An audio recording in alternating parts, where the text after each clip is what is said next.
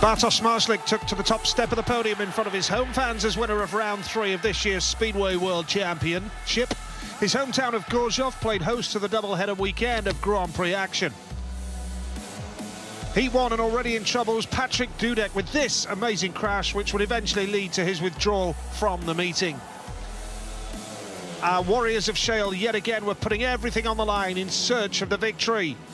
Smarslik, with home fan advantage, looked unstoppable as he notched 14 points from 15 in the qualification phase of the meeting. He also had to call upon Lady Luck as a puncture in his semi-final nearly curtailed his night.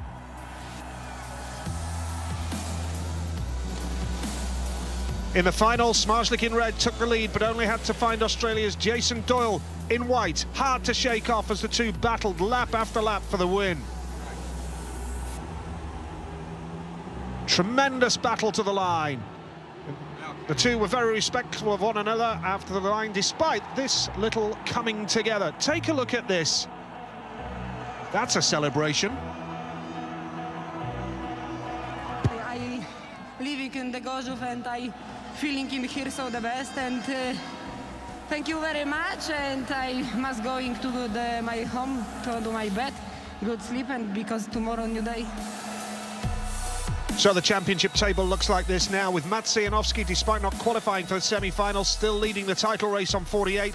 Smarslik on 47, Freddie Lindgren on 46. Ty Wolfernan drops out of the top 3 and is 4th. The city of Grozow, which sits on the Vorta River, has around 130 inhabitants, and Speedway is very much in the DNA of the population.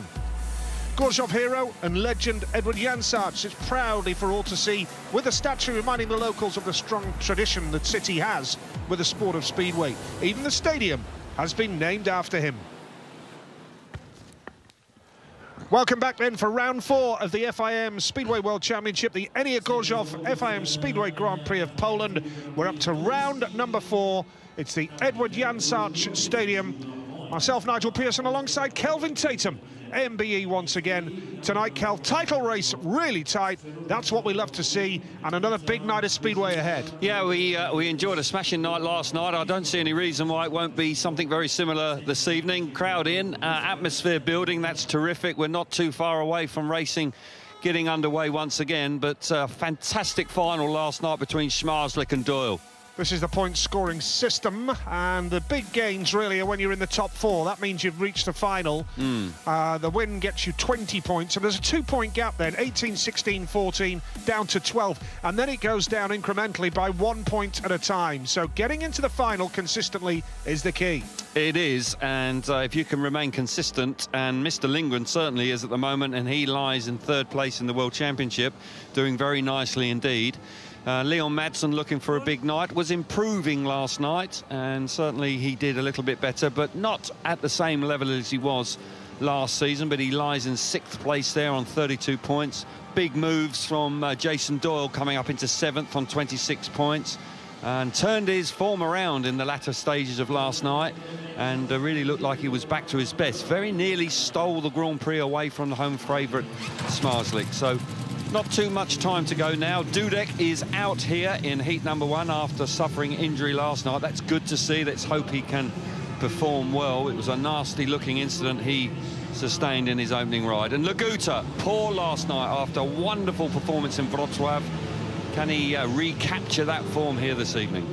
Well, the good news is Patrick Dudek has declared himself not necessarily fit, but well enough to race. He's been partially fit. Yeah, partially fit, yeah. He's been limping quite badly in the pit bay. Of course, he had that horrific crash last night. He was out in Heat 1 last night, and he's out in Heat 1 tonight as well. So Leon Madsen just having a few issues there. Looks like he wants to change his bike. He's done one practice start, doesn't like the feel of that bike, and he's called up his spare one that should be in the locality right down by the pit gate. Yeah, he's changed bike straight away. It'd be interesting to see. Yeah, he's going to do a practice start immediately on that one. And we did see the track piece that the 3-time world champion Ty Wolfernan gave, said that the track looks like it's been really tar-packed significantly on the inside. We'll keep an eye on that. Could be a little bit slicker there this evening, certainly at the early stages of the night. And Leon Madsen is going from the inside gate in red in the opening race. He is indeed. We're ready to get underway here in Grozow.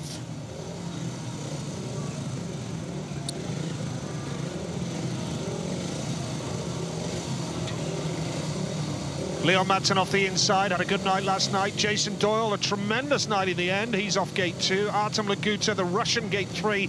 And Patrick Dudek, good to see him having a go tonight after that horrific crash last evening. Patrick is off gate number 4. Kelvin Tatum, triple world long track champion, England World Team Cup winning skipper, and MBE alongside me in the commentary box once again. It really is set up beautifully tonight. It is indeed. Looking forward to it once again. Leon Madsen concentrating on the inside. We're about to get underway. Whoa! We're off again like we did last night with start problems. Patrick Dudek. And Patrick Dudek quite clearly desperate to get away when you bear in mind his problems with the injury. Well, he's not going to go very far, is he? He's out. Yep. Nerves creeping in. And once again, a frustrating start to the night. He's dropped the clutch half an hour early. He's gambled, hasn't he? Yeah, but you're never going to get away with that now. You know, we go on about it all the time, but... Is that because the injury's on his mind, though, Kelv? Possibly, yes, and he's on the outside. He's got some quality riders on the inside of him, but, you know, he's made the decision to ride, but it must be on his mind. He doesn't walk in very well, and that's a disastrous start. And the Grozow weekend for Dudek is it's not going well, so let's hope he can bounce back. But yeah, you can clearly see on the replay there he dropped the clutch well before the tapes went up. And whether you agree or not, the fact is that the regulations and the rules on the start line now is even if you twitch on the start line, you're going to get a warning. So there's no question that you just got to be patient and wait. Now, this young man, once again, Rafał Kaczmarz, is coming out, and let's hope that he doesn't do what he did last night. Well, he did what Dudek did, yeah. He was a bit keen. Bag of nerves. Artem Laguta, who's slipped down the rankings now, he's in 5th. He's on 40 championship points after last night. Didn't look comfortable at all in the early part of the meeting, looked quite sort of timid and a little bit nervous on the bike. Got better as the evening went on. I thought you were going to quote a Suzanne Vega song then, when you were going to call him Luca. Yeah. My name is Luca. There you go. Do you remember that? That was a big hit, wasn't it? Great song, yeah. Yeah, quite enjoyed that. Yeah. When was that from? 90s, 80s? Got to be the late 80s, hasn't it? Yeah, good. I'm not going to sing it. Okay, sure. Yeah, maybe later on tonight I might sing it. Okay. But that's another story. You need some help, do you? Heat number 1 then, Madsen in the red helmet colour, Jason Doyle going off gate 2, Artem Laguta 3, and Rafał Kaczmarz going off that outside gate. And Madsen looked good last night, but what about Doyle, Cal? Let's talk about him very briefly. It was great to see him do so well. Oh, yeah. 3 points from 3 rides, and then ends up finishing runner-up and almost catching Smarslik. Well, he very nearly stole the win away, and that would have been a wonderful turnaround for him. It's just good to see a world champion back on form. That's what we want to see. Yeah, here we go then. Heat number 1, second time of asking, and they're away this time, no problem. Heading into that first turn, Madsen's there off the inside gate in the red helmet. Now Doyle goes around the outside. Has he got the speed here? Down the back straight, Madsen has closed the door superbly. Jason Doyle is second. Artem Laguta really working the bike hard here in 3rd spot, trying to hunt down Jason Doyle. Kaczmarz on the pace as well, but it's Madsen who leads. Indeed it is. He came under a bit of pressure. I thought for a moment the door was going to squeeze around the outside of him, but Madsen moved over and closed the door sharply down the back straight on the opening lap. Madsen now beginning to just comfortably move away. Laguta back in 3rd, track is slicker. And there's no question about that. It will develop as the evening goes on. It did chop up a bit last night, so you can understand the tyre packing. Into the last lap, Madsen looking really strong here, Nigel. Starting in fine style. Doyle, well, 2 points from his opening ride. That's pretty decent. Yeah, absolutely. And Leon Madsen, of course, who finished 4th last night. To protect his top 6 spot, he's started with a win here tonight, and that was a good ride from Leon Madsen. Yeah, really good. A clean pair of heels to the opposition. Really had not too much stress. That was after changing his bike as well. Yeah, he made the right decision. He knows his kit. Well, that's fair play to him. Yeah. You know, he knew exactly the feel he wanted from the bike when he dropped the clutch. It wasn't on the bike they came out with initially. And fair play to Leon. He made 2 good decisions there. Madsen the winner with Doyle 2nd, Laguta 3rd, and the reserve Kaczmarz at the back on that occasion in race number 1 of the 2020 Grozow FIM Speedway Grand Prix of Poland. Round 4 of the World Championship. This shortened format this year, this quicker format because of obvious reasons with the coronavirus pandemic throughout the course of the year. We are halfway through the series once we reach the conclusion tonight. Super start on the inside there for Madsen. Look at Doyle. Doyle's just about going to get there, but no.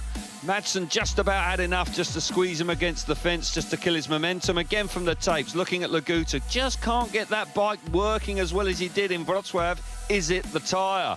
We will find out in due course, I'm sure.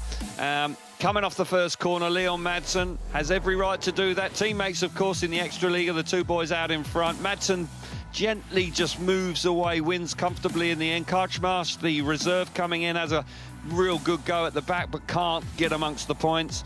And once again, Laguta not having the speed we saw him have in Wrocław. And whatever's going on there, they need to just change the setup a wee bit, because he just can't get the bike to the first corner like he did a couple of weeks back. Madsen in 6th place in the World Championship ahead of tonight's action. And a reminder, under the new structure of the qualifiers for next year, 2021, it's only the top 6 this year, not the top 8. It's only the top 6 at the end of this year's series, which automatically book their place into next year's series, along with 3 from the Grand Prix Challenge, the European champion, of course, Robert Lambert.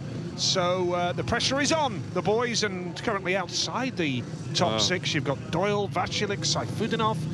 You know, there's some pretty high-profile big hitters. Dudek, of course, whose cause isn't being helped with the injury. Sayfutdinov then off the inside gate here in heat number 2. Antonio Limbach goes off gate number 2 in blue. Martin Vacilik is off gate 3 in white. And Maciej Janowski going off the outside in yellow still leads the series, going into round number 4 by a point ahead of Smarslik, 2 points ahead of Lindgren, and 5 ahead of Woffenden. Very close indeed. Here we go, heat number 2. Jesper Steentov is our referee. That's a tidy start from gate 3, and Martin Vacilik in the white helmet. Watch out for Janowski now in yellow, charging hard down the back straight. Is he going to switch up the inside? It's still Vacilik. Sayfutdinov now in the red helmet, charging hard, putting the real pressure here on Maciej Janowski. This is a good speedway race developing, and Emil's at it again here. He is indeed. He's managed to get around the outside of Janowski, but there's a gap again. Janowski diving up the inside into turn 3, second time of asking. Sayfutdinov working ever so hard to try and get amongst the bigger points. Superstar from Vacilik flew away from gate 3 and looking relatively comfortable out in front. Janowski now settling in second place, can't really make too many inroads on Vacilik out in front. And as hard as Sayfutdinov has tried in the opening couple of laps, just cannot quite get there. As the race continues, down the back straight, Janowski coming on strong here now. He is, he's really working hard, and Martin Vacilik has really got to ride an intelligent line, which is exactly what he's done. Antonio Limbach gave up the ghost there, but it's a win for Martin Vacilik, with Maciej Janowski really working hard, along with Emil Sayfutdinov there. And a good win indeed for Martin Vacilik, the only Slovakian in the lineup, and very highly thought of ahead of the series as a potential contender to challenge for the world title itself after some good form in the Polish Extraliga. 24 points going into tonight's round, outside the top 6 even. So a win for Vacilik, Janowski second, Sayfutdinov was third, and Antonio Limbach didn't complete the race. 0 points for Antonio. All about getting in the top 8 after 20 races, 5 rides each, to make the semi-finals. Yeah, Martin Vacilik's given himself a good start here. He's brilliant away from gate number 3. The bike drives lovely. Yeah, he nails the start. Look at that. The bike really drove nicely. A little bit slicker than last night. It will develop as the evening goes on, but it works a treat. I thought for a moment Janowski could do something, but not quite. Sayfutdinov then probably kills his chance of winning the race, because he makes him have to work very hard just to hang on for second place, because Sayfutdinov early doors looks like he might have been able to get the better of the pole, the championship leader. But Janowski hangs on for second place. Action early on here. Martin Vacilik there just getting a little bit of a buffer. Doesn't really move away as Leon Madsen did in heat number 1. But nonetheless, he wins the race relatively comfortably, with Janowski picking up second place. So a good start for both of those lads. Emil Sayfutdinov, the form is not there, and he'll be desperately disappointed his championship is not going to plan. But for Martin Vacilik, working hard to get into the top 6 at the very least. Yes, now heat number 3. We have the man of the moment, Bartosz Marslik. And Freddie Lindgren is alongside him as well on the grid. That's the 2nd and 3rd position riders in the world standings ahead of tonight. 48, 47, 46 is the 1, 2, 3, Janowski, Marslik, Lindgren. Can anybody stop Bartosz Marslik tonight? He was wonderful last night. His win was well deserved because the final itself, he really had to work hard. He made some rides look so easy. I think one race I was urging him to slow down a bit. It's a bit boring because he was so far ahead. If he listened to you in the final, it was a mistake. Anders Thompson off the inside, then Freddie Lindgren off gate 2, Bartosz Marslik gate 3, and Matej Zegar going off the outside gate in the yellow helmet colour. This is heat number 3 then, in the Edward Janssage Stadium. The own backyard of Bartosz Marslik in the white helmet colour. He's been with the club here since he was a kid, and that's a decent start from Lindgren. Now Marslik tries to chop up the inside. Lovely. Nice ride. Made it look simple there. He calculated his move superbly, and that was what Freddie Lindgren has done so many times down his career. Well, he's had a taste of his own medicine there with a fine move from Marslik. Thompson having a go, challenging Zegar for 3rd as well. But what a move that was from Marslik, Kel. Fabulous move in the first corner. He just got a little bit out of shape, and the bike pulled him to the right as he should have been turning left, and Freddie Lindgren momentarily hit the front, but he's such an accomplished rider. The skill of the man is superb, and he was able to switch back to the inside and has hit the front, and he looks terrific once again this evening. Has slept well in his own bed last night. Freddie Lindgren pushing on in 2nd place. Zegar probably the most relaxed man in the pits. He's a confirmed Grand Prix rider, of course, already, having coming through the challenge. This man, the world champion, rode brilliantly last night, looking good again this evening. Yep, and again, reduced capacity crowd tonight, but they're making plenty of noise for their local hero. Bartek does it again. Bartosz Marslik delights the home fans. And next week, of course, we're in Prague in the Czech Republic for Friday, Saturday night Speedway World Championship action. That might be a bit more of a leveler because we know that Marslik is so at home here. He loves every minute of riding every lap of this track. Marslik, Lindgren, Zegar and Thompson. That's your finishing order. And a good move early on from Marslik to chop up the inside of fast Freddie Lindgren. It was indeed, and looking at the race time, that's 1.2 seconds quicker than Heat 1. Wow. He was pressing on, wasn't he? Yeah. That just there momentarily, the bike just went a little bit wider than he wanted to, and Freddie Lindgren charged in, drifted wide, but Marslik, I tell you what, his brain is switched on. Watch that, just there, just the bike wouldn't quite behave itself. He then chops to the inside, wheels in line, and whoosh, away he goes. Off the fence, such confidence on the bike, wonderful balance, wonderful skill, and he picks up his first win of the night. I'm sure it won't be his last. Freddie was looking strong in 2nd place. He'll be pretty satisfied with that, with Zegar 3rd, Thompson out the back, the wild card, who's finding Grand Prix tough. This man, the world champion, winner last night, starts in winning fashion here this evening on Saturday. Back tyre almost hanging off the rim there, throttle wide open, all the power going down on the ground. Good stuff. Yeah, really enjoyed that one, didn't he? British fans might forget quite easily that he did have a spell in British Speedway. He rode for Birmingham, and he rode for a total of... One meeting. One meeting. Yes, right. Yes, he never reappeared for whatever reason. But I'll tell you what, I'm sure it was a positive influence on his career. Yeah, it was a character building. I think so. Absolutely. But he does look good on the bike, that's for sure. Yep, sadly it didn't last long for whatever reason. Short and sweet. Heat number 4, and Iversen, Mikkelsen, Woffenden and Frick. Jacko, Ty Woffenden's sidekick, if you like, has been by his side for quite some time now as well. And Niels Christian Iversen going off the inside in red. It's Mikkelsen off gate 2. Ty Woffenden off gate 3. Did make the semi-finals last night. And on a consistent run of form as well. And off the outside in yellow is Max Frick.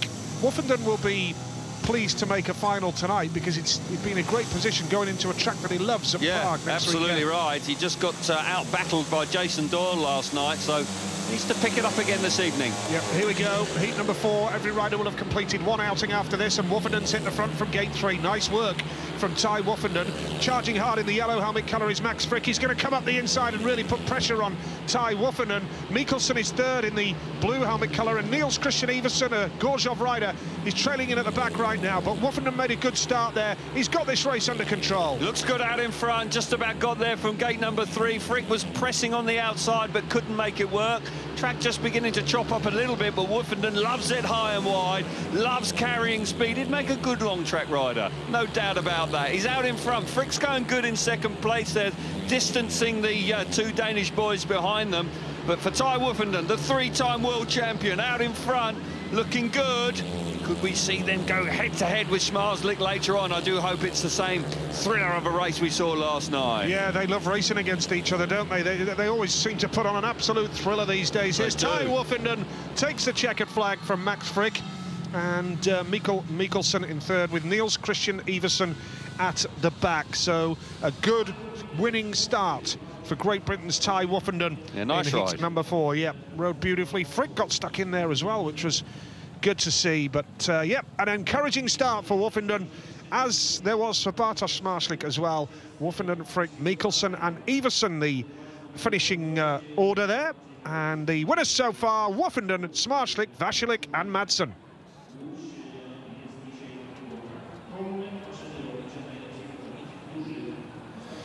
Yeah, lovely ride from Tai. He comes out of gate 3 like Martin Vasilek did. He made that gate 3 work. Not always a favoured gate in Speedway. Gate 3 quite often can be a bit of a graveyard, actually, but we've seen a couple of race wins from there so far this evening. And once he hits the front, Frick's there. He got a lot of speed initially down the back straight, but isn't close enough to make the move going into turn 3. It gets tight there. You've got to be a little bit clever. And look how that's chopped out already. I know that they tar pack the inside, but that's the reason why, because it has got a little bit rutty there. We do hope they can keep on top of that. But Woofenden moves away nicely. Mikkelsen coming into the picture, but can't stay there. And the 2 Danish lads get distanced here. And a frustrating ride for both of them, and in particular Iversen, who fails to score. But for Schmarzlik and Woofenden, both of them looking very impressive. And the 2 world champions winning like champions. Iversen very disappointed with his opening ride. And Tai Woofenden, who's doubled up tonight, he's already done a track report, and now he's riding the track as well. It's all going his way so far. Nice start for him. Yeah, very, very encouraging for Tai Woofenden. Good crowd tonight. There's a nice atmosphere, and although it's obviously a pleasant evening, restricted, yeah, lovely evening. Although it's a restricted crowd capacity right now for obvious reasons, it is good to see a crowd in the stadium. Yeah, and it makes a difference to the whole event. You know, all sport without crowd in big stadiums is a bit flat. I think sometimes there's no question it affects riders differently. And I'm sure that some of the more established riders prefer when there's a good atmosphere in the stadium, because it gets the adrenaline really going. And no, it's great to see people in the stadium enjoying themselves. And there's no doubt that we've seen some reasonable speedway. The track is it is different from last night, and the racing hasn't been spectacular. It's been solid rather than that, but I'm sure it will develop as the evening goes on. Heat number 5 is coming up next, and we've got some good riders coming out in that. That looks quite good indeed. We've got Frick again, who looked quite good. Madsen, a winner first time. Seifutenov desperate for points, and Schmarzlik, who is super 5. Don't know what's going on with Seifutenov, Nigel. It's a mystery. It is a total mystery. A rider that was in sparkling form for his club, Lejno, in the Extra League, coming into the championship. Many people, including myself, fancied him to be world champion this year. Highly unlikely at this stage. Well, air horns. I can't see those coming back to the UK anytime soon. The air horns at speedway events with the current situation, but obviously different in Poland. And those guys clearly enjoying themselves. Quite right too. Absolutely, and good to see kids. There was plenty of kids last night, and the Polish public love their speedway. It's in their DNA. It's strong throughout the country, and Grozow in particular is a strong speedway town. You don't get many towns with statues of speedway riders on the high street, that's for sure, and they've got one here with Eddie Janches there, a real hero in these parts. And it's smashing to see kids here, because you know, they'll probably keep coming and then take their kids, so it just keeps the whole thing moving on. Yes, I have to say that when your time comes, What, to pop my clogs? Yeah, oh, that's the phrase I was looking for. A little bit dark, isn't I it? can't imagine there being a Kelvin Tatum statue on Plough Lane in Wimbledon. No, it might be in Coolham High Street, though. Right. There we are. Heat number 5. OK. Yeah, you're quite right. Speedway's so huge. It is. I mean, the council built this stadium. Yes. And, you know, when you look at this stadium, you look at the one in Torun, and they've redeveloped at Czestochowa. They've got a new one in Łódź, which is a brand new stadium there. Wrocław had €100 million spent on it. I mean, you know, this is unprecedented. You don't get it anywhere else. We've got a wonderful new stadium, of course, in Bellevue, in the National Speedway Stadium, and we're delighted with that. But here in Poland, they've got them all over the country. It's fabulous. Yeah, absolutely. And hopefully we're going to be catching up with some riders very soon in between races when we've got grading breaks, and we'll hear from one now, actually. It's Freddie Lindgren, who's in pretty good shape. He's down in the pits having a chat with Kiri now. Freddie, not a bad heat there, coming in second. The track's definitely different tonight. Yeah, no, a decent start, second place, 2 points. Not bad. Smarslik is very fast around here, so it's going to take a lot to beat him. But no, the lines are definitely different to yesterday. Yesterday was a lot more on the inside in the beginning. Now it's kind of straight, a bit rounder, build your speed up. So yeah, I have to keep an eye on that. Yeah, for sure, because last night the red gate seemed to be working all the way. Now we've just had 3 wins off the white gate. I'm just having a look at your gates, and you do have just 1 white gate in there, but I think you can make it work from any gate. Yeah, I mean, I don't really think too much about the gates. You know, they're there for everybody, and you have to make the most of it. So fingers crossed I can make some good points. Now the crowds are certainly making themselves heard again tonight, aren't they? Say again? The fans are certainly making themselves heard again tonight. They're so loud out there. Yeah, they love it here, and especially when they have the homeboy hero winning. Awesome, thanks Freddie. Thank you.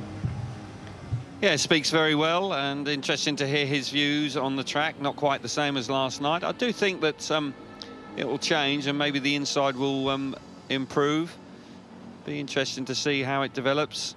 Bartosz Smarslik did a sparkling time, not just a good race, it was a sparkling time in Heat 2. Don't remember seeing too many 58-second races last night. Yeah. He really was flying there, clearly enjoying himself. It's quite interesting, like saying that I heard that 1 or 2 of the riders, home riders, were saying that not the conditions they normally get here, but it didn't seem to worry Smarslik, did it? Well, exactly, and that's when, you know, one rider so who's that a kind of rider, undermines that argument, doesn't it? I'd agree. That's the point I was going to make. You know, it's sometimes it's better to say nothing when one of your teammates is doing so well. But yeah, you're on shaky ground, aren't you? But they're asked the question and they have to answer it. So, you know, it's a tricky one, really, when one of your colleagues is out there ripping it up, and basically last night effectively he would have got 20 out of 21, wouldn't he, in the old scoring system? Sure, yeah, he made light of it.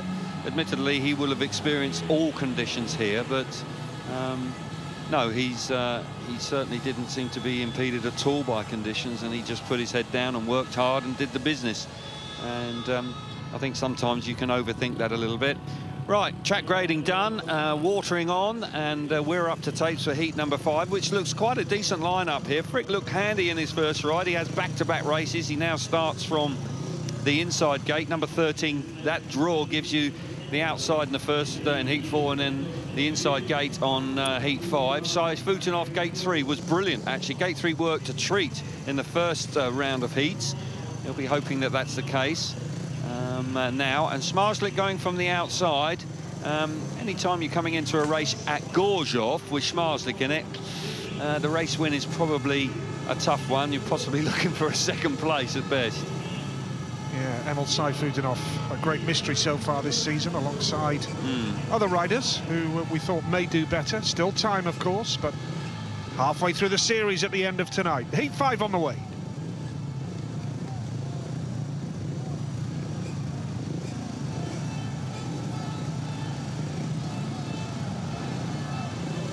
Here we go with heat number 5 then. Max Frick going off the inside gate. Looked okay in his previous ride from gate 4. Leon Madsen off gate number 2 in the blue helmet. Emil Sayfutdinov off gate 3 in white. And on the outside is the reigning champion and the man of the moment, Bartosz Smarslik. So we'll see what Bartosz can do from the outside gate. Yeah. Because last night he was really reveling in all conditions, all gate positions. It didn't matter. Can he do it off 4? Well, he did have gate 1 4 times. Yes. So that did help him out. But gate 4 this time, fresh track. See how he gets on. Yes, Bartosz Marslik is the man in yellow off the outside gate, and he's made an absolute beauty. But Madsen's there. Oh, my goodness me. How easy did he make that look? He has just swept across beautifully. Bartosz Marslik in the yellow helmet cover, with Leon Madsen just second behind him right now, and Max Frick battling away with Emil Sayfutdinov, and the Russian is at the back. Remarkable. But that, Kelvin, was spectacular from Bartosz Marslik. Yeah, fabulous start from the outside. He came charging across the opposition. The bike working a treat away from the tape. Sayfutdinov's been forced to the back. His woes continue. And track's a little bit greasy, but Marslik, he makes light of that. He's pulling away out in front. Leon Madsen backing up his opening ride, looking like a solid second place for him. He'll be relatively pleased with that. To beat Marslik round here, it has to be something extra special. So second place is perfectly okay. Frick amongst the points again. Marslik, wow, he's just perfect out in front. 2 out of 2 for Bartosz Marslik. He's at it again tonight. Could it be 2 wins out of 2 in the Grand Prix in Grozow this year for Bartosz Marslik? Unprecedented, of course, that we're having 2 Grand Prix over 2 nights, over an 8-round series, over 4 weekend of rounds. We're back next weekend, of course, then there's a gap, and then we round it all up in Torun before we go to Manchester for the Speedway of Nations at the National Speedway Stadium. Marslik the winner, Madsen second, Frick was third, and Emil Sayfutdinov once again struggling. That is a mystery, and nobody will be more disappointed than Emil himself. He's got fans all around the world. Well, confidence low now, Nige. And he's a world-class rider, but it's just not happening. No, it's not happening, and that's sad to see, actually, because when he's in full flow, he is, well, he's top draw. And it's just not happening so far this evening, in this season, sorry, in the Grand Prix. Marslik fabulous away from gate 4, makes the best of it, clouts the fence as normal to give him that extra little bit of impetus as he goes into the corners. And from that moment on, the win is pretty much guaranteed. Leon Madsen is solid in second place. Max Frick battling hard here. I like this. This is tenacious from him. He's showing great endeavour and is hungry for every possible point he can get, and looks like he's on the pace here, because Emil Sayfutdinov can do nothing about that. But that man out in front, clean as a whistle, unbeaten again after 2 rides, similar to his performance from last night. As you rightly say, Nige, who can beat Marslik here this evening? Yes, fantastic performance. 2 rides, 2 wins in his own backyard.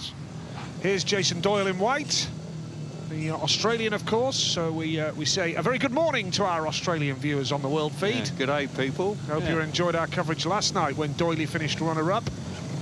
And this is heat number 6. Interesting to see there was a reaction on social media earlier today from Tony Ricardson saying to Doyley, stick with that setup, mate, that's fast. Hey, that's I like nice. that. And that's great advice from a 6-time world champion. Absolutely, been there, done that. Yeah. Brilliant. Well done, Tony. Mikkel Mikkelsen, Anders Thompson, Jason Doyle, I'd say very well done. Yeah. But we spoke to Tony, didn't we, earlier in the summer, and he said how he loves watching the Grand Prix. Oh, he's glued to it, and he doesn't always come to the races, but he loves sitting down in front of the television and is keenly looking on now, I'm sure. Yep, so heat number 6 it is in the Edward Jansart Stadium. Can Doyley continue his good form? There was a little nibble at the start line there, and Doyley's got to the front. He's made it there, but the red lights are on, and quite right. I think it was him that moved as well. Yeah, I think so. I did say that Doyley had a little nibble there. And I'm pretty confident that Jason is expecting a warning here. He'll have known what he's done. There you go, he moved before the tapes went up. And because he gains an advantage, the red light rightly comes on. I understand that, that's clear cut. If you miss the start, which we saw last night a couple of times, then you can understand the referee can allow it to go because you penalise yourself. But there he gained an advantage. And Phil Morris, the race director, there on the right with the gloves and the mask. He will have informed him, but he would have been expecting it anyway. He had a warning last night as well, so he's become quite accustomed to having a warning. let me ask you, Kelv. We see people come out and putting more fuel in the bikes on a break like this. Now, all they've done is gone from the start line, or obviously they've been pushed off from the pits round to the start line, and all they've done is drop the clutch and then pulled up midway through the first bend because the red lights are on. Does that mean then, and forgive me for sounding thick here, but does that mean that they only put about the right amount of fuel in to do 4 laps? Well, some of them have got slightly smaller tanks, so they do run quite on the knife edge with the amount of fuel. I think it's complete nonsense. Oh, right. This is something that's been allowed to develop. It never used to happen back in the day. Don't sit on the fence, will you? Well, I'm not. And I think that this shouldn't happen. I think if there's no incident, nobody hurt, no crash, no bent bikes, and a movement on the start, straight back round. Are you saying there's no need for more fuel to go in those tanks? No, it shouldn't be. Right. And if they are small tanks, then make them bigger. OK. So the fact is that's a delay, an unnecessary delay. We're still waiting for Mikkelsen. You know, we're still waiting, and they've gone nowhere. So it is, I think it's a frustration and a delay to the meeting that's it's not necessary. OK, Kelv. Glad I asked the question. Right. Well, we've gone on about this before. Yeah. I've never asked about the fuel before, though, because I've never really paid so much attention to it. I do know that there was a period of time when they ran smaller tanks, so possibly that is the case. But there's no doubt that it's not a problem to have a standard-sized tank that's got more than enough fuel. You can do 6, 7, 8 laps. Right, OK. Heat number 6 it is. Thanks, Kelv. Mikkel Mikkelsen off the inside, Anders Thompson off gate 2, Jason Doyle gate 3, and Martin Vasilik off the outside. Good stuff so far. And Jason Doyle on a warning in the white helmet colour. There's the man. World champion in 2017. They're away from the start. Doyle's made a beauty. Absolutely nothing wrong with that whatsoever. He has nailed that. Jason Doyle in the white helmet colour looking good here. Down the back straight they go, and it's Martin Vasilik in yellow who just gets the better of Anders Thompson, who's battling with his fellow countryman Mikkel Mikkelsen now. Jason Doyle riding beautifully, looking good. He's a different rider, absolutely different rider to even the one he was 24 hours ago, this time last night. Yes, because at the end of the night he looked terrific. Martin Vasilik pushing on hard.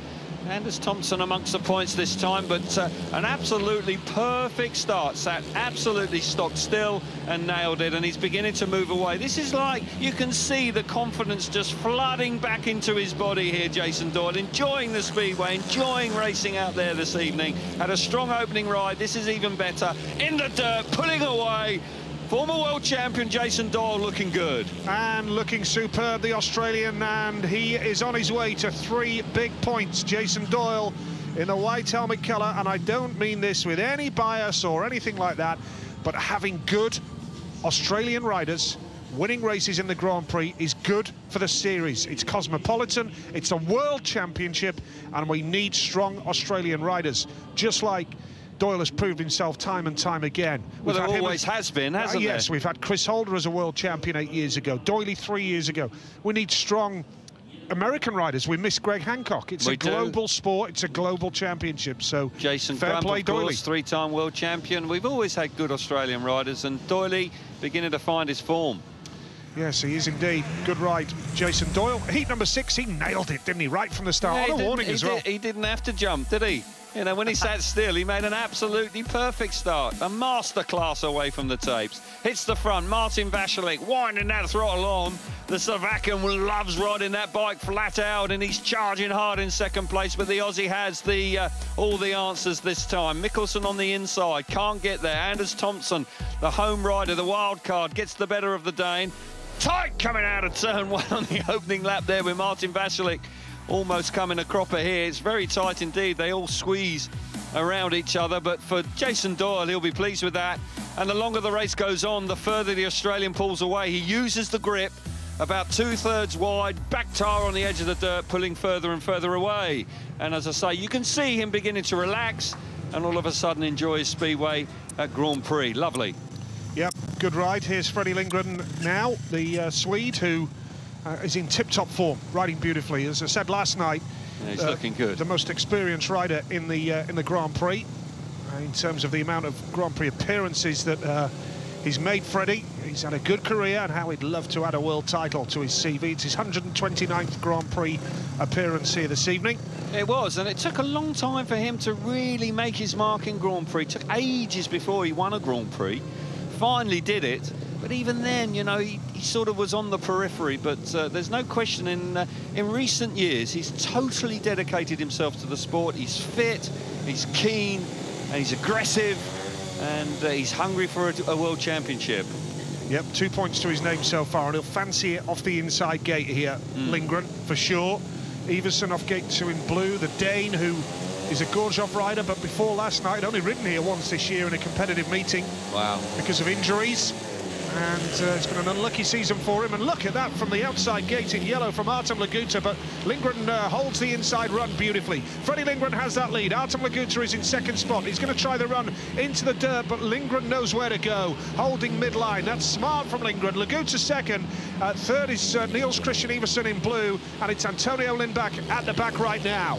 Lindgren again beginning to pull away. Crikey, he had stolen a march here early on. I thought Laguta was going to go with him, but Freddie Lindgren really enjoying a nice ride out in front. Better start from Laguta and a better ride. This is encouraging for him.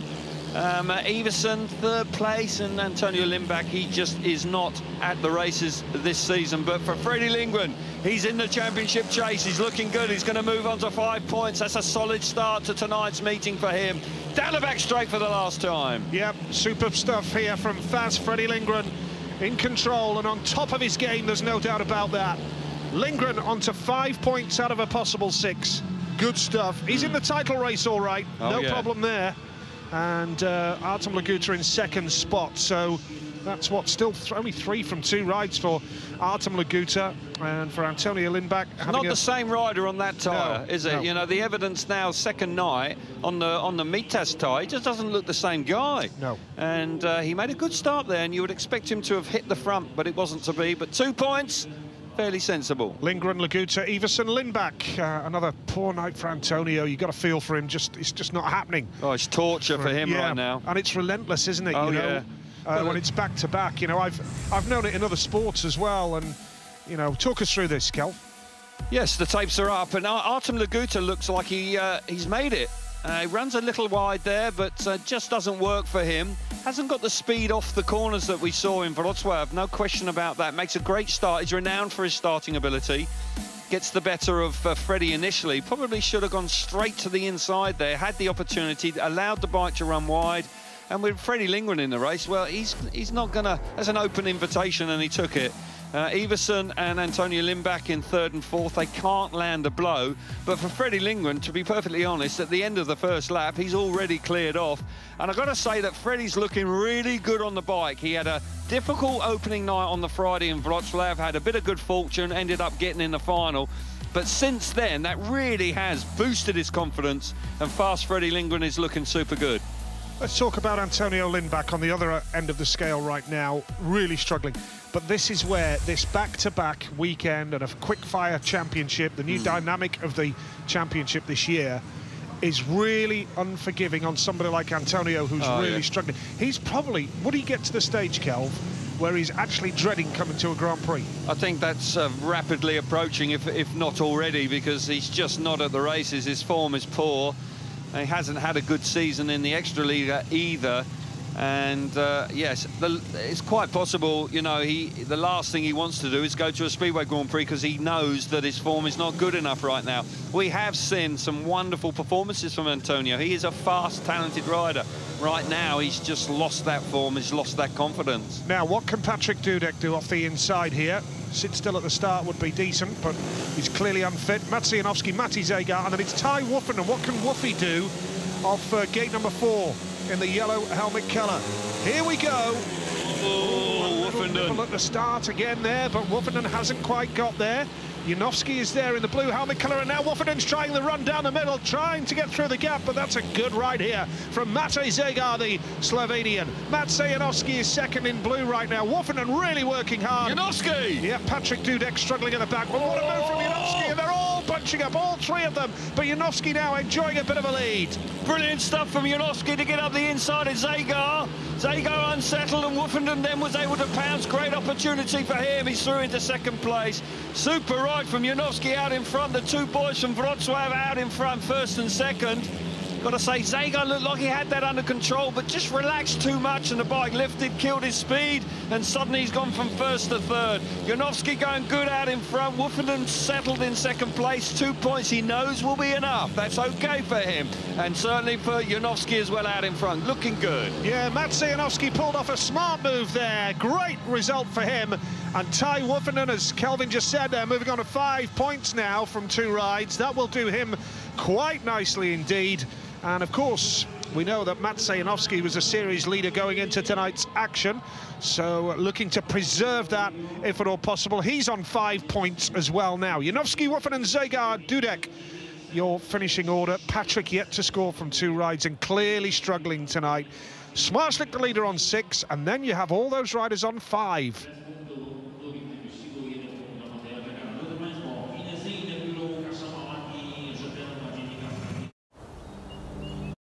Hi, my name's Bert, and I'm a big fan of supercars. It's my job to make sure everything's clean.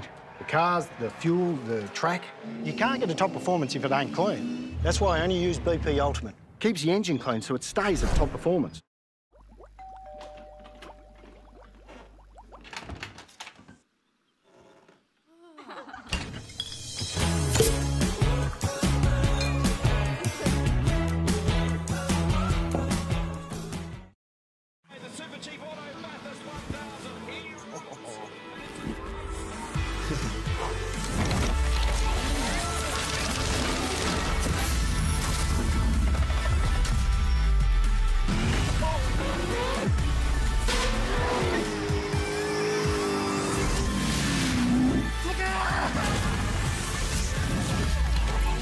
The best performing oils under the one roof at Super Cheap Auto.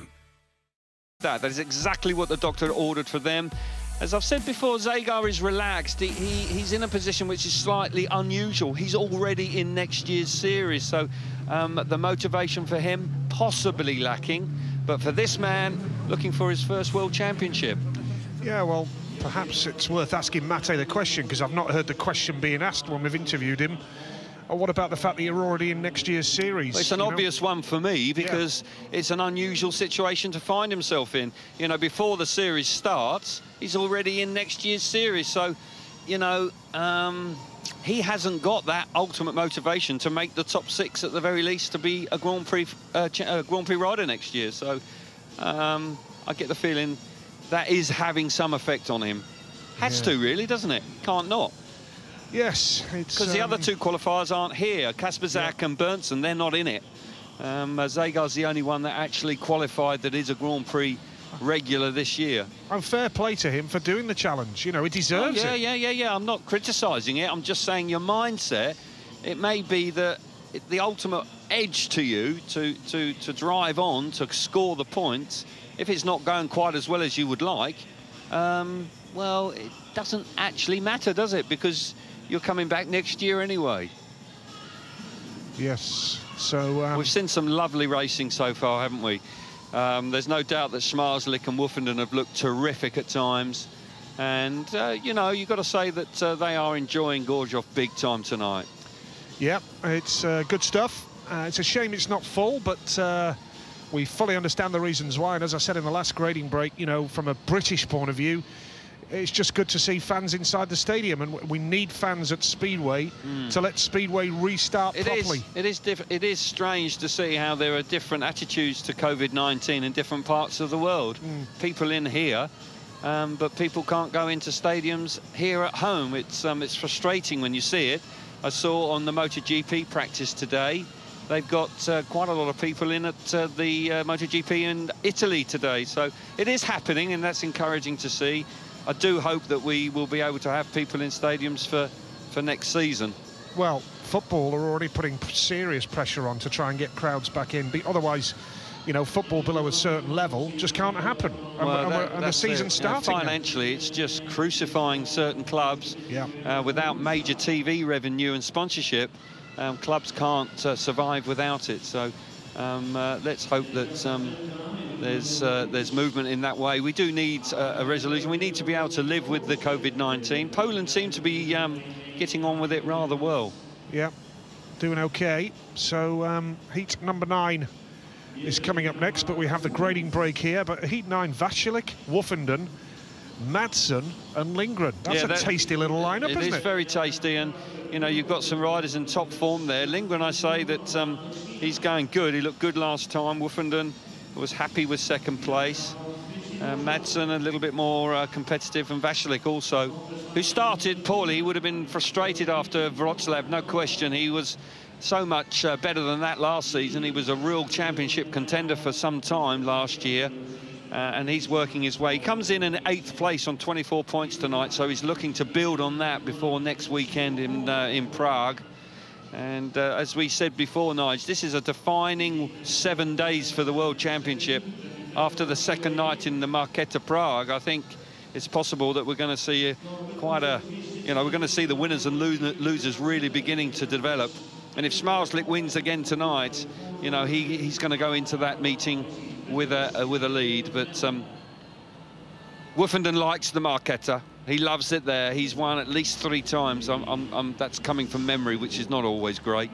But he likes it there, so I'm sure it'll be.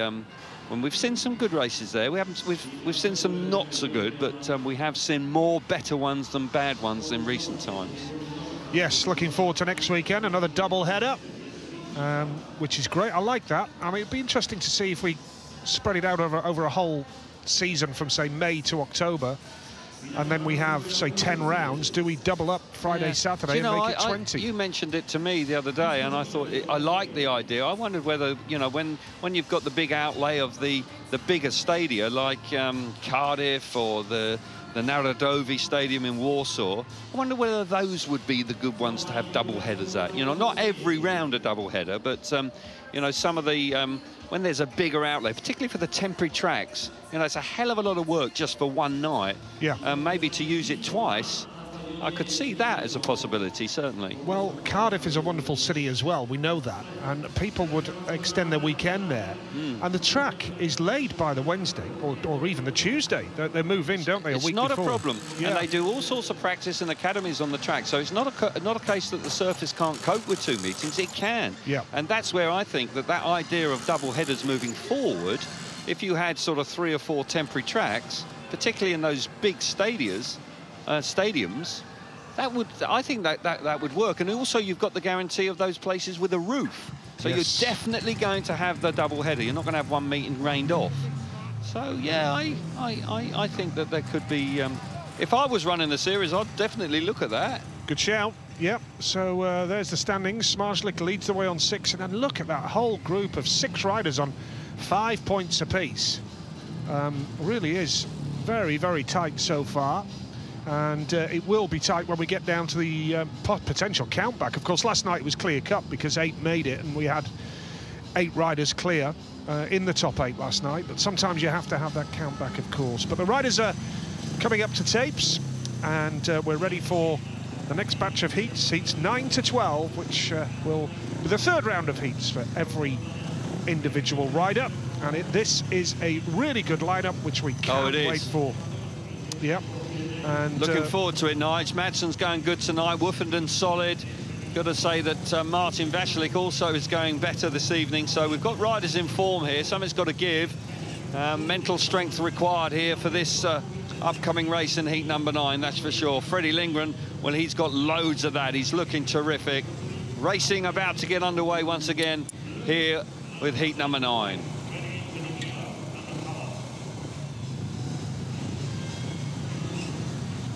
So here we go then. Martin Vasilik off the inside, Ty Woofenden off gate 2, Leon Madsen off gate 3, Freddie Lindgren off the outside. A real heavyweight lineup here, not literally, but in terms of their stature in the Grand Prix. No, I don't think Ty Woofenden would appreciate that. He's lost 9 kilos since last season.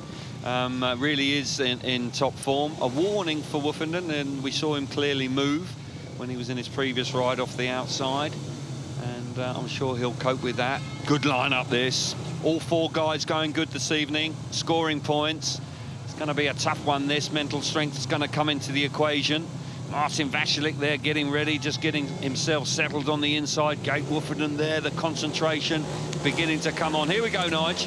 Yep, big race coming up, this one. Heat number 9. It's a real powerful lineup, and going into that first turn, it's a good start from the man in the red helmet colour, Martin Vašilik. Watch out for Lindgren around the outside now. Here comes Lindgren again. Brilliant. He's on fire tonight. Brilliant from Freddie Lindgren in yellow. Vašilik challenging hard. Woofenden really working hard as well to try and land a blow here. But that was sensational from Freddie Lindgren as Woofenden switches up the inside, tries the inside run. Good speedway here. Fabulous move from Freddie Lindgren on the opening lap. Took the opportunity to ride high and wide. It's worked out a treat. Fired himself from third to first. Brilliant stuff from the Swede. Woofenden working hard in third, but can't quite find a way past Martin Vašilik, who's working hard himself, running wide. Woofenden coming up the inside, can't quite get there. Madsen out the back, cannot land a blow. Good action for second and third, but Freddie Lindgren in a class of his own in this one. Look how clear he is. He's fast. Really doing superbly here. Fast. Freddie Lindgren from Martin Vašilik from Ty Woofenden. Good stuff from Lindgren, did all the hard work early on. There is a man who is completely in control of his game right now, riding magnificently. Freddie Lindgren. Absolutely right, Nige, and he's turned his fortunes around. Started poorly in Wrocław, but turned it around and came through into the final that night. And since that moment, he has been on fire, and Freddie Lindgren looking good. 8 points out of 9. Yeah, and Vašilik a couple of points, puts him on to 7. Ty Woofenden 1 point, puts him on to 6. And Leon Madsen at the back there after starting with 5 points from his opening 2 rides. So still on 5, obviously, but that was good stuff from Lindgren. Really worked hard and deserved that win. Excellent. Track was a little bit greasy where they've just done the track grade, and you can see in the middle of the track it was a little bit wet, but I've got to say that Freddie Lindgren a bit untidy when he got to the first corner, but he's ridden wide enough to miss all that track prep, and there's a little bit of extra grip very wide, and he's forced into that position. He's got no choice because the other 3 are just queuing up around the inside, and Woofenden's aware of it, but he can do nothing about that move. He was trapped on the inside. He had a sneaky look as they came out of turn 2 on the opening lap. Fires himself to the front. Martin Vašilik working hard as always, this is the early part of the race when he swept into turn 3 to hit the front for the first time. Smashing move. He looks good on a bike, Freddie, doesn't he? He does. Really does look good. Woofenden working hard in 3rd place, but Martin Vašilik, well, he wasn't for moving. He's a determined character and he hangs on to 2nd place, pulling tear-offs as well. But good battle here, but for Leon Madsen, couldn't quite get in amongst it. But for Freddie Lindgren, quite clearly delighted. That was a tough race. He knows that. And that almost guarantees him a semi-final slot already. Yeah, he's on 8 points already, so yeah, excellent. Well done to him, and he's using absolutely the right part of the track as well. Well, he had no choice in the first corner, and it worked out for him. But once, you know, Freddie, once he gets an opportunity, he doesn't let it slip. And there has been once or twice where he's sort of tried to make an opportunity and it's gone wrong. We saw that in Wrocław. But on the evidence of last night and tonight, he's going really well. Matej Zegar off the inside, then Emil Sayfutdinov off 2, Niels Christian Iversen going off 3, and Jason Doyle going off the outside. This is heat number 10. Can Sayfutdinov get there off gate number 2? He's just made a better start there that time. That's more like it from Emil Sayfutdinov. Jason Doyle chasing him hard in the yellow helmet colour. Down the back straight they go, and Sayfutdinov really working hard and really showing some great determination there, because he's under pressure from Jason Doyle. 3rd place in red here is Matej Zegar right now, and at the back is Niels Christian Iversen. This is more like it from Emil. Hit the front, hasn't hit the front for some time, and all of a sudden he looks a lot more determined. It's so quick, you can lose the confidence, it can bounce back just as quickly, and all of a sudden a bit of fresh air, and he's enjoying that. Doyle chasing hard in 2nd place again, showing much improvement on his speed, that's for sure. And he's enjoying that. Zegar 3rd, and Iversen is not having a good night. He's out the back, not scoring the points he needs to. But for Emil Sayfutdinov, it's, well, back to winning ways this time. That's encouraging for him. Yeah, that's more like it from Emil Sayfutdinov. His head's down, and he's having a real go up front to really get some pace, which he did. That was excellent. More like it from Emil Sayfutdinov, and his fans all around the world will be delighted with that. Jason Doyle ticking over with a couple of points there. Well, you know, on this format, you know, with that race, if he can continue on, he's still got a chance of the big points. Yeah, it really boosts your night, doesn't it? One ride. Just one ride, Kelv, can exactly. Really change things for you. And Jason Doyle on 7 points now. Emil on 4 from 3 rides. So he's probably going to have to double that. Needs 4 more points in his last 2 rides to put him in can do it. If all of a sudden he makes starts like this, all of a sudden, that's what he's needed.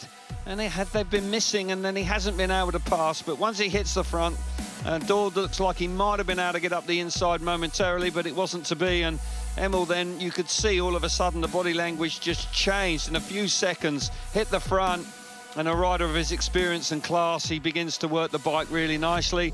The guys at the back, they didn't really have much of a chance here with Zagar coming through on Everson, and Everson is not enjoying a good night, and that's very disappointing for him. But for that man, with 2 more rides, qualifying rides to go this evening, it wouldn't surprise me at all if he can now back that up with a couple more wins, and suddenly he'll be in with every chance this evening.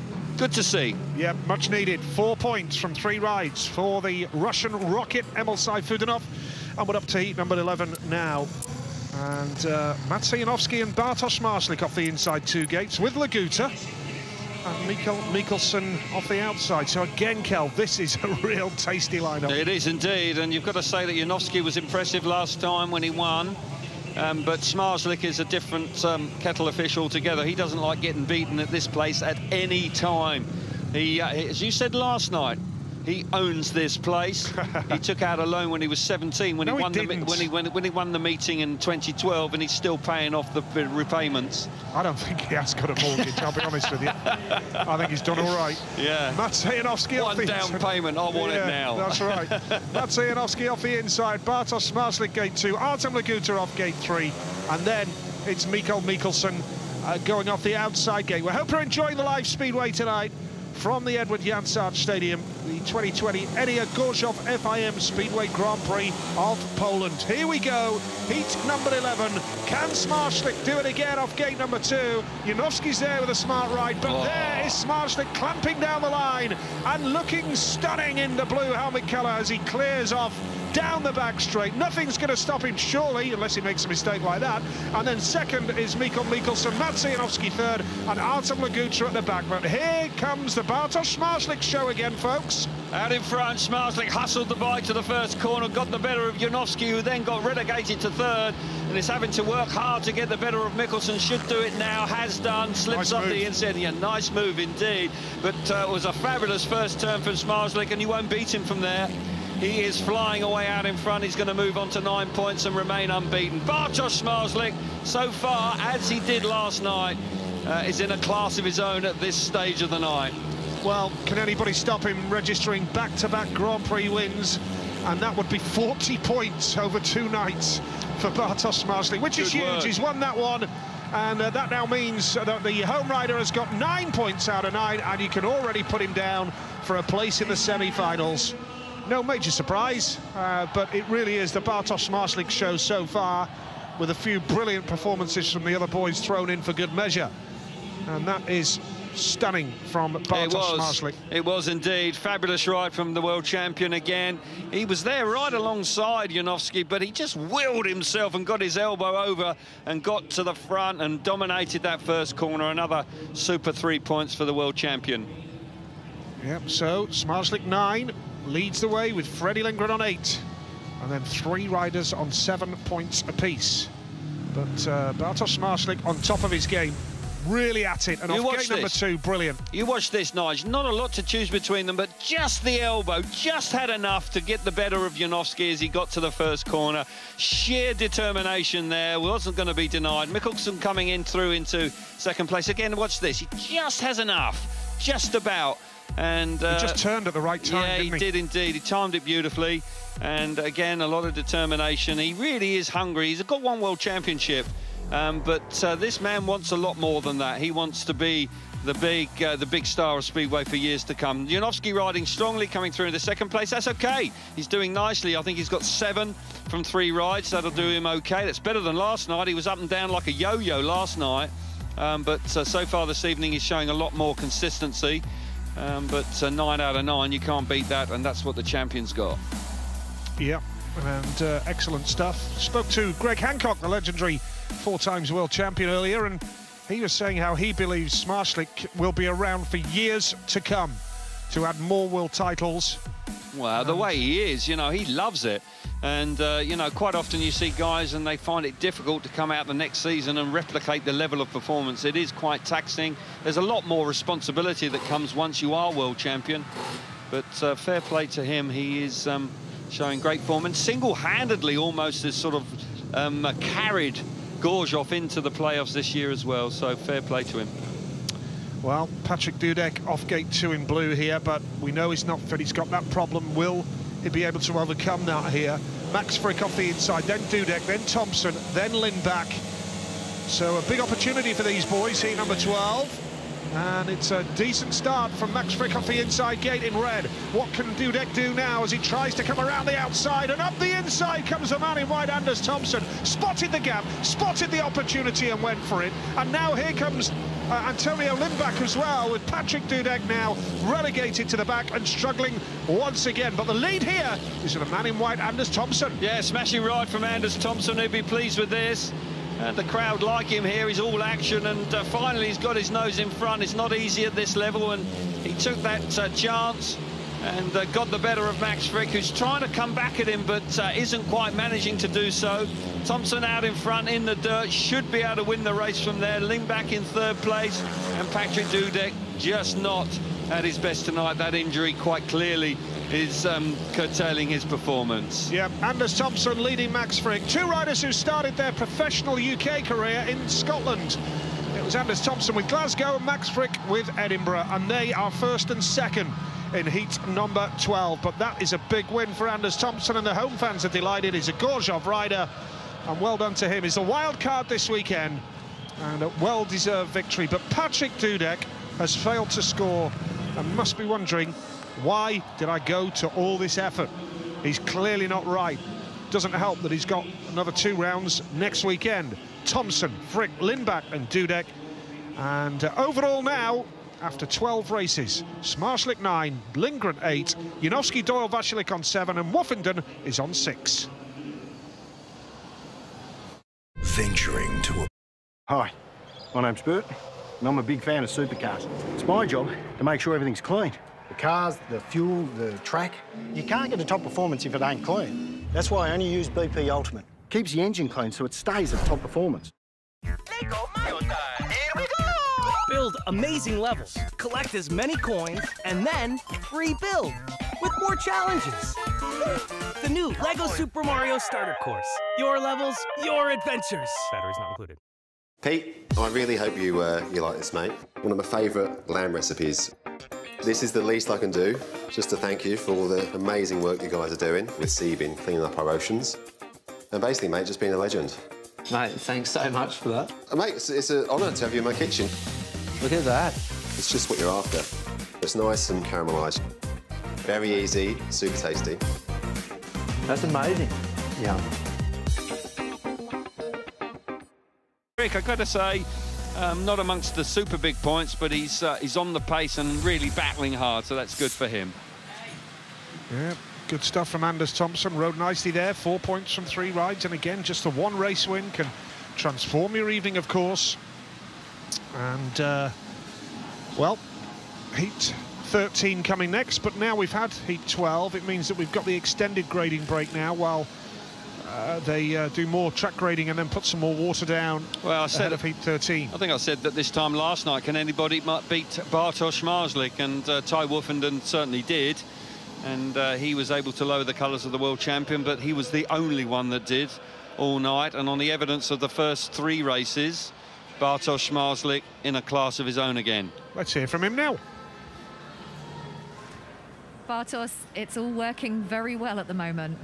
Yeah, I been after 3 racing, and I feel very nice on the bike, and yeah, but I'm only time full focus on the tape and on the first corner, and after I'm looking for the good line and keep going. Well, the fans certainly know your name. You can't hear anything else around this stadium other than they're chanting. it must be nice just to have so much home support. Of course, and big thanks for the fans, and I feel this one, and yeah, we go together. Perfect. Thanks so much, Bartosz.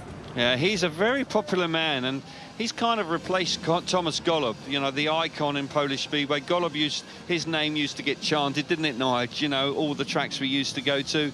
And wherever we go now, Bartosz Zmarzlik has got a wonderful following.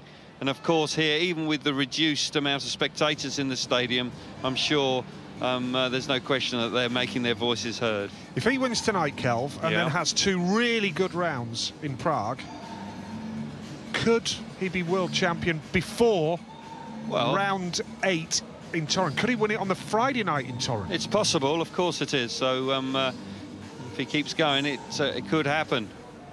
Martin, all in all, working pretty well out there for you. You've had a win and 2 seconds. You happy with all your setup? Well, we're still searching some better setup. Until it's not freeze, we can still do things better. But it's not bad, yeah, it's not bad. So we keep working, and yeah, just try other bike next heat. So yeah, we will see. How much has the track changed between last night and tonight and through the heats? Not too much. More or less, it's not the same. Maybe it's a little bit more slick today, but also it's a little bit different air because it's a little bit more warm today. So yeah, but yeah, track is okay.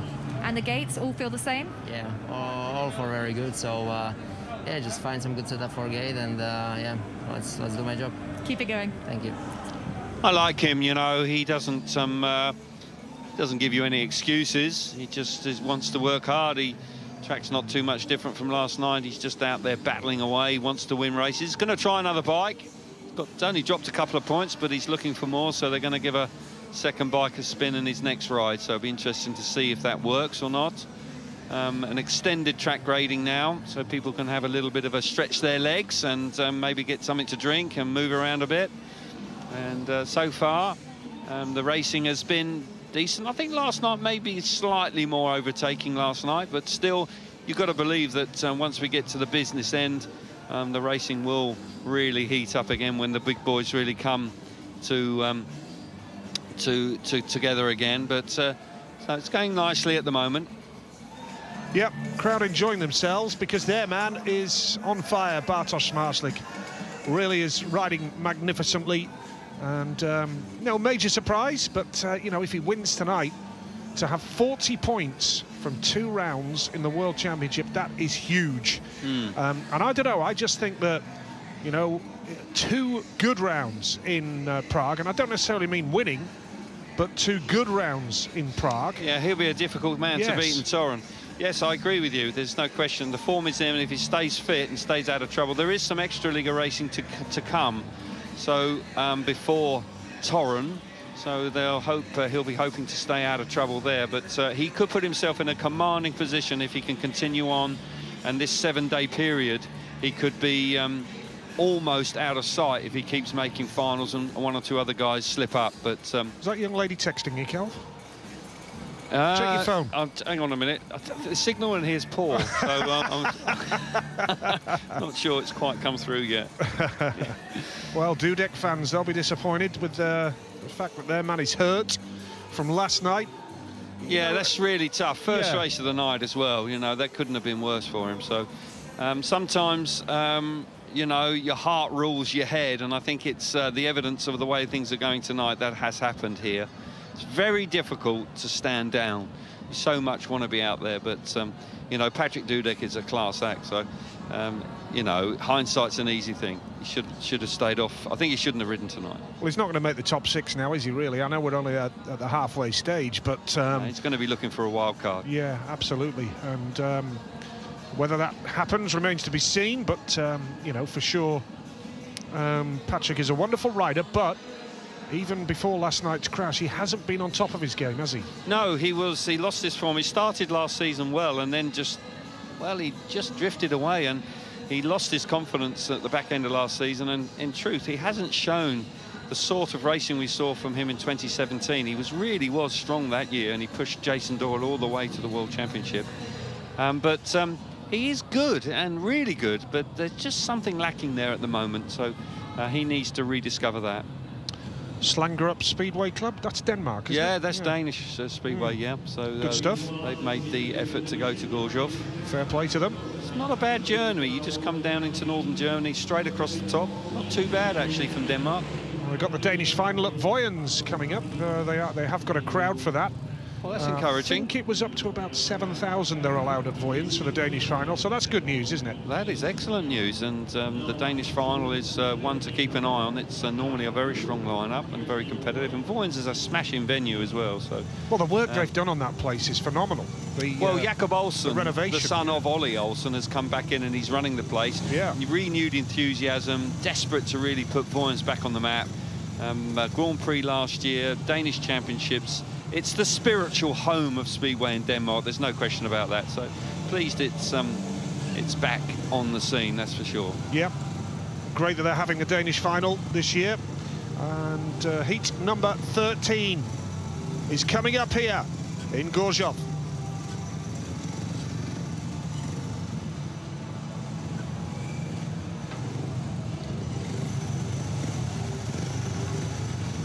Here's your lineup for heat number 13. Antonio Lindback going off the inside gate in the red helmet. Matti Zegar going off gate 2.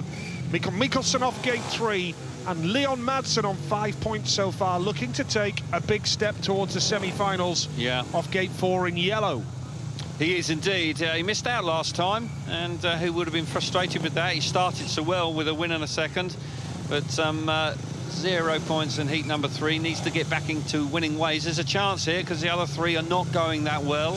So Madsen is the form rider out of these 4, so he'll be looking to get away sharply. Freshly prepared track, so probably from the outside needs to try and get across the opposition here. Yep, heat 13 it is then. Oh, he's made it. He's made a great start off gate number 4. Brilliant. Sweeps across superbly. That was a textbook start. Fantastic. From Leon Madsen. Perfectly timed. Second place in red right now is Antonio Lindback. Matti Zegar battling away with Mikkelsen for third spot right now. But Leon Madsen, simply stunning from the start there. Brilliant. He absolutely nailed it, Kel. He did indeed. Mikkel Mikkelsen is in trouble. He's pulled up.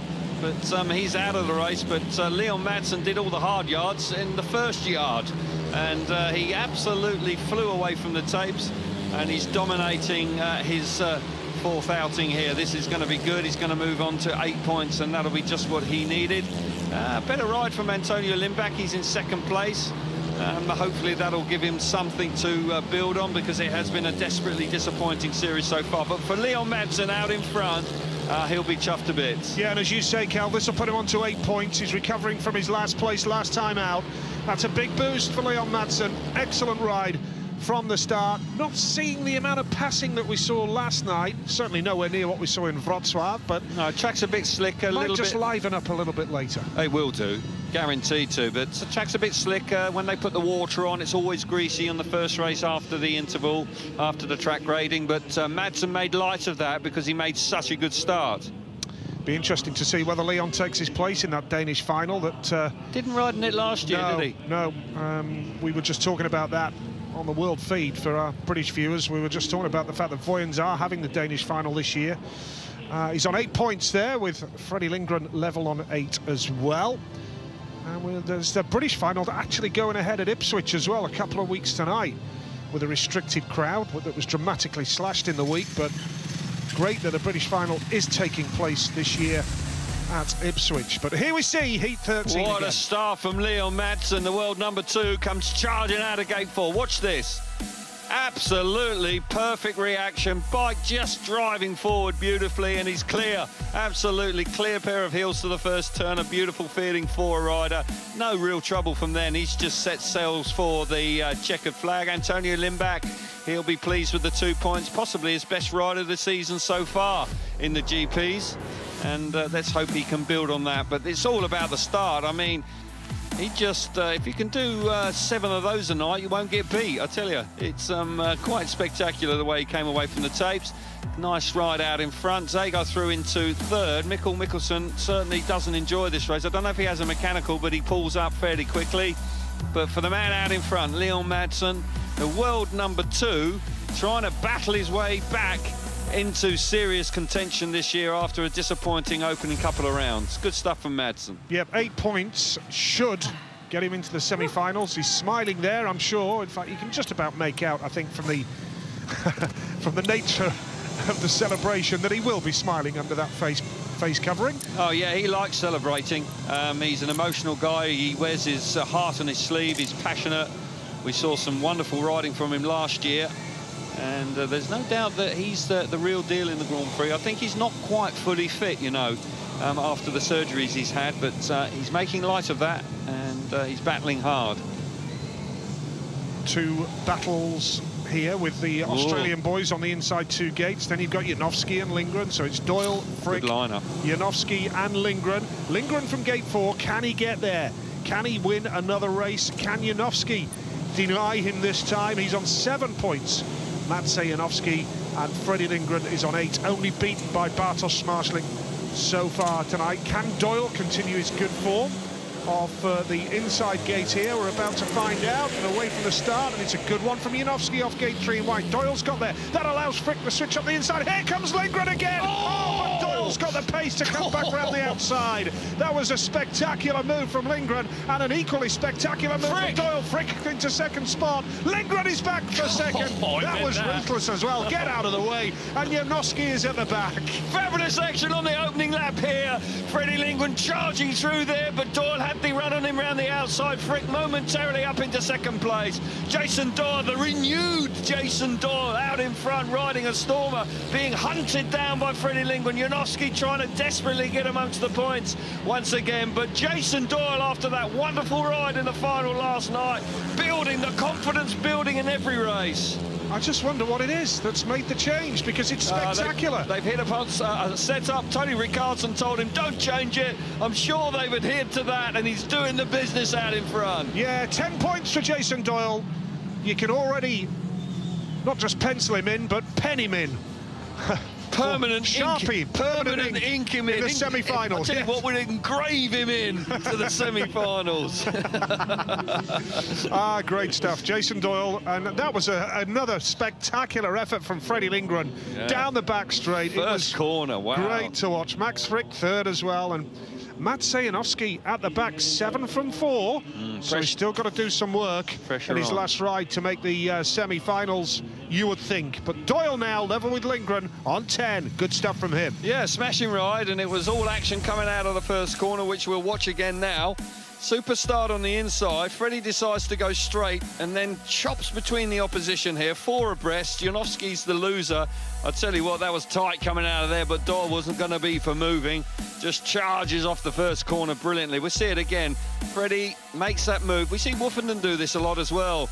Chops down, uses the added momentum, gets around Frick. Oh, there wasn't a lot of racing room there, you know.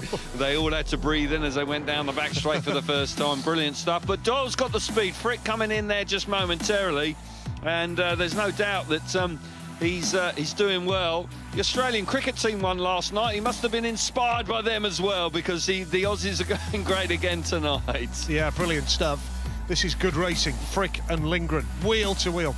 Switch back from Lindgren again. Superbly. Watch this then as he goes through. Frick has to get out of the way. What if Frick would have gone down there? Well, if he didn't turn the bike away. Freddie might well have gone, but he took a bit of a chance, and certainly there's no doubt that Freddie does mean business when he's out on track. But for Jason Doyle, this is more like it from him. It's what we expect from him. He's a champion, and he's riding like one this evening. And he's looking to back up the performance he put in last night. Can he go one better? Well. He's got to stop Zmarzlik. That's a small matter. He got close, mate, last night. Absolutely, very he did, close. Yeah. Now, Ty Woffenden on a warning, goes off the inside in red here. Then it's Artem Laguta going in blue, gate 2. Anders Thompson, the wild card, gate 3. And then it's Emil Sayfutdinov going off the outside gate, and Thompson a winner last time out. Emil a winner last time out as well. Yeah, well, Sayfutdinov needs to keep winning if he wants to make the semi-finals. Can Woffenden make gate 1? Well, he can. He's more than capable of doing it. This is an interesting race. Yep, let's go. and Ty Woffinden is there, but watch out for Emil Sayfutdinov in the yellow helmet colour. He's drifting wide. Woffinden looks over his right shoulder, gets a bit of drive, he leaves some racing room, and Emil dives through. Sayfutdinov has that lead. Woffinden now coming back for more. Woffenden's battling away with Emil Sayfutdinov. We were watching the man in white, Anders Thompson and Artem Laguta, but Sayfutdinov now is kicking on, Kel. Brilliant stuff from Emil Sayfutdinov. The rocket returns. We need to be looking at the front, not the back, because Woffenden's beginning to chase them down big time in second place. Emil inspired. That confidence that returned in the previous race is still there to be seen. We're looking at a battle for third. Don't understand. Here we see now, out in front, Emil Sayfutdinov pushing on for another win, needs it, wants to make the semi-finals, has had a desperate time in the Grand Prix so far, but out in front, Emil Sayfutdinov doing the business. Yeah, great stuff from the Russian Emil Sayfutdinov. 3 big points for him and a couple of handy points for Great Britain's Ty Woffinden as well, because that puts Ty onto 8 points now. And for Emil Sayfutdinov, 2 straight wins. Very, very welcome indeed. Puts him on to 7 and has a chance of a shot at the semi-finals in his final outing tonight. He's Brilliant. got one more race to go. Ride. Yeah. Really needed it and squeezed round the outside brilliantly. Laguta again at the back. Thompson was third. Laguta, winner of round 1 in Wrocław in spectacular style, but struggling tonight. He is indeed, and you've got to question whether that psychologically, whether the Anlers tyre not being available for him has made a big effect on Artem Laguta, because he was so good in Wrocław, can't get going, doesn't look the same rider. Emil Sayfutdinov beginning to find his form, and Ty Woffinden now just gets round the outside, leans all over Woffinden as they get to the end of the back straight. Woffenden's very fair here. He's left a lot of room for... Brilliant, he's left enough. I don't think it's a lot, Nige. No, it's enough though, isn't it? It was enough. He could have gone to the fence and that would have been disastrous. Then we're watching out the back, and Laguta obviously struggling for form, and that's disappointing for him, but it was a terrific race up front. And disappointment for Laguta, but the 2 boys out in front put on a masterclass, and Emil Sayfutdinov returning to form, every chance with 1 to go of making semis. If that was you, and you were Ty Woffinden there, Kelvin Tatum, would he have left room for Emil like that? Not in the final. Not in the final. Not in the final. Not in the final, because you're going to win. It's 20 points on the line. Woffenden's smart. He knows that he's building to the final. At this stage, he can handle second place. Do you regard yourself as a fair rider back in the day? Absolutely, yeah. Yeah, I don't think that... no, absolutely not. But I think in the final, with the World Championship on the line, the big points on the line, you close the door then. Right, OK. Heat 16 it is. And Smarslik going off the inside. Were there any riders that you thought... No, I'm not answering that question. Fair comment. We're moving on now. Bartosz Smarslik off the inside. I think you might be a journalist. I got my journalist head on there. Martin Vaculek off gate 2, Patrick Dudek off 3, and Niels Christian Iversen off the outside. Do your job. There must have been somebody who you thought was dirty. OK, fair enough. Heat 16 it is. And can anybody stop Bartosz Smarslik in red? The inside gate, he should win this, shouldn't he? Yeah, every chance. He's got 2 inside gates to finish with. He'll be pleased with that. Here we go. Yep, and away they go from the start. And as predicted, Bartosz Smarslik is there. Now, Iversen coming through in yellow here, riding nicely into second spot and has passed Martin Vaculek well. Dudek's at the back again here, but this is better from Niels Christian Iversen. He's got second spot behind Smarslik now, and third is Martin Vaculek, but Smarslik dominating the race. Yeah. He's away off the inside. He's just disappeared. Martin Vaculek in his interview said they were going to change bikes. If he has done, it isn't working out. He looks a little untidy in third. Dudek still struggling out the back. More encouraging ride from Iversen, but he is also struggling for points this evening. But look at this. Smarslik is in a class of his own so far this evening. He hasn't won the Grand Prix yet, but by crikey, he's going to be a difficult man to beat. Into the last lap, Smarslik, well, he's in a different race. Yeah, riding beautifully here. Almost the length of the straight clear. It really is that emphatic for Bartosz Smarslik, as the home fans are absolutely delighted. And Niels Christian Iversen battling through to get the better of Martin Vaculek, and Patrick Dudek's night of misery continues. I just hope that Patrick is going to be okay for Prague next weekend, because clearly... Fingers crossed. Yeah. Because it's not going well this evening, and it was a disastrous start to last night. Absolute reverse for that man, the world champion, flying out in front, 59 flat, fast time, unbeaten so far. Iversen second, Vasilik third, and Dudek at the back. And Bartosz Marslik leads the way on 12 points, 2 clear of Doyle and Lindgren. Leon Madsen, Martin Vasilik and Ty Woffernan all on 8. Hi, my name's Bert, and I'm a big fan of supercars. It's my job to make sure everything's clean. The cars, the fuel, the track. You can't get the top performance if it ain't clean. That's why I only use BP Ultimate. Keeps the engine clean so it stays at top performance. Are you ready for the ultimate boss battle with Bowser? Go, Lego Mario, go! Lego Super Mario! Lego Mario included in starter course. Other sets sold separately. Batteries not included. What a day. Gotta sweat it out. Let the pressure out. Push on. Come on. Tomorrow, bring it on. Eye on 4 hydration. Powerade. Absolutely brilliant, Bartosz Marslik, and not just winning races, but winning them comfortably as well. I think we're going to hear from Jason Doyle now, who's having another good night here. Let's hear from him now. Jason, it's looking pretty good at the moment. Feeling very comfortable? Yeah, it's a good start to the night. It made it a lot easier winning my couple of rides and then getting 10 points without having to worry about the last ride to get into the semis tonight. It takes a lot of pressure off. Yeah, it certainly does. You're second just behind Bartosz. Now, what's changed? Is it setup or is it just simply confidence? Yeah, confidence, definitely. After Wrocław Grand Prix, I was looking for a 9-to-5 job. I thought I'd lost me talent in riding a motorbike, and it just can show you change a few things. We kept everything pretty much simple, and then we went back to basics, and it just shows when you make good starts that Speedway can be a great sport. Yeah, for sure. Let's see a repeat of last night. What's that, sorry? Let's see a repeat of last night. Yeah, no, hopefully one step better. All right, thanks, Jason. Thank you, cheers. Yeah, he wants to go all the way. He's accustomed to winning Grand Prix, not just being the runner-up, that's for sure. And, you know, all of a sudden, look at the change in him. I mean, it's incredible. You know, he is an emotional guy. He's a determined man. Not the best guy to be around when it's not going well, I can assure you of that. But that's because it means so much. It hurts him when it doesn't go well. So it's pleasing to see him on good form so far tonight. Can you imagine being his engine tuner and he sees number flash up after the first 2 rounds in Wrocław? Yeah, you're busy. And you think, no, you're out. I won't answer that. I'll get back to him Monday. Absolutely. Yeah, but you know, he gets plenty of good help from people, and people enjoying themselves in the crowd. That's smashing to see. But there's no doubt that you know, Doyle's class. So. It's good to see him, and he gives that added flavour, as you rightly say, an Australian rider going well. We're accustomed to plenty of good Australian riders in the Grand Prix, so he's searching for his second World Championship. Whether it'll be this year or not, that's a long shot, but he doesn't mind a challenge, Jason, that's for sure. No, he's... Well, he's on 26 points. He moved up into 7th. He gained on the new point scoring system by about 4 over the old one last night.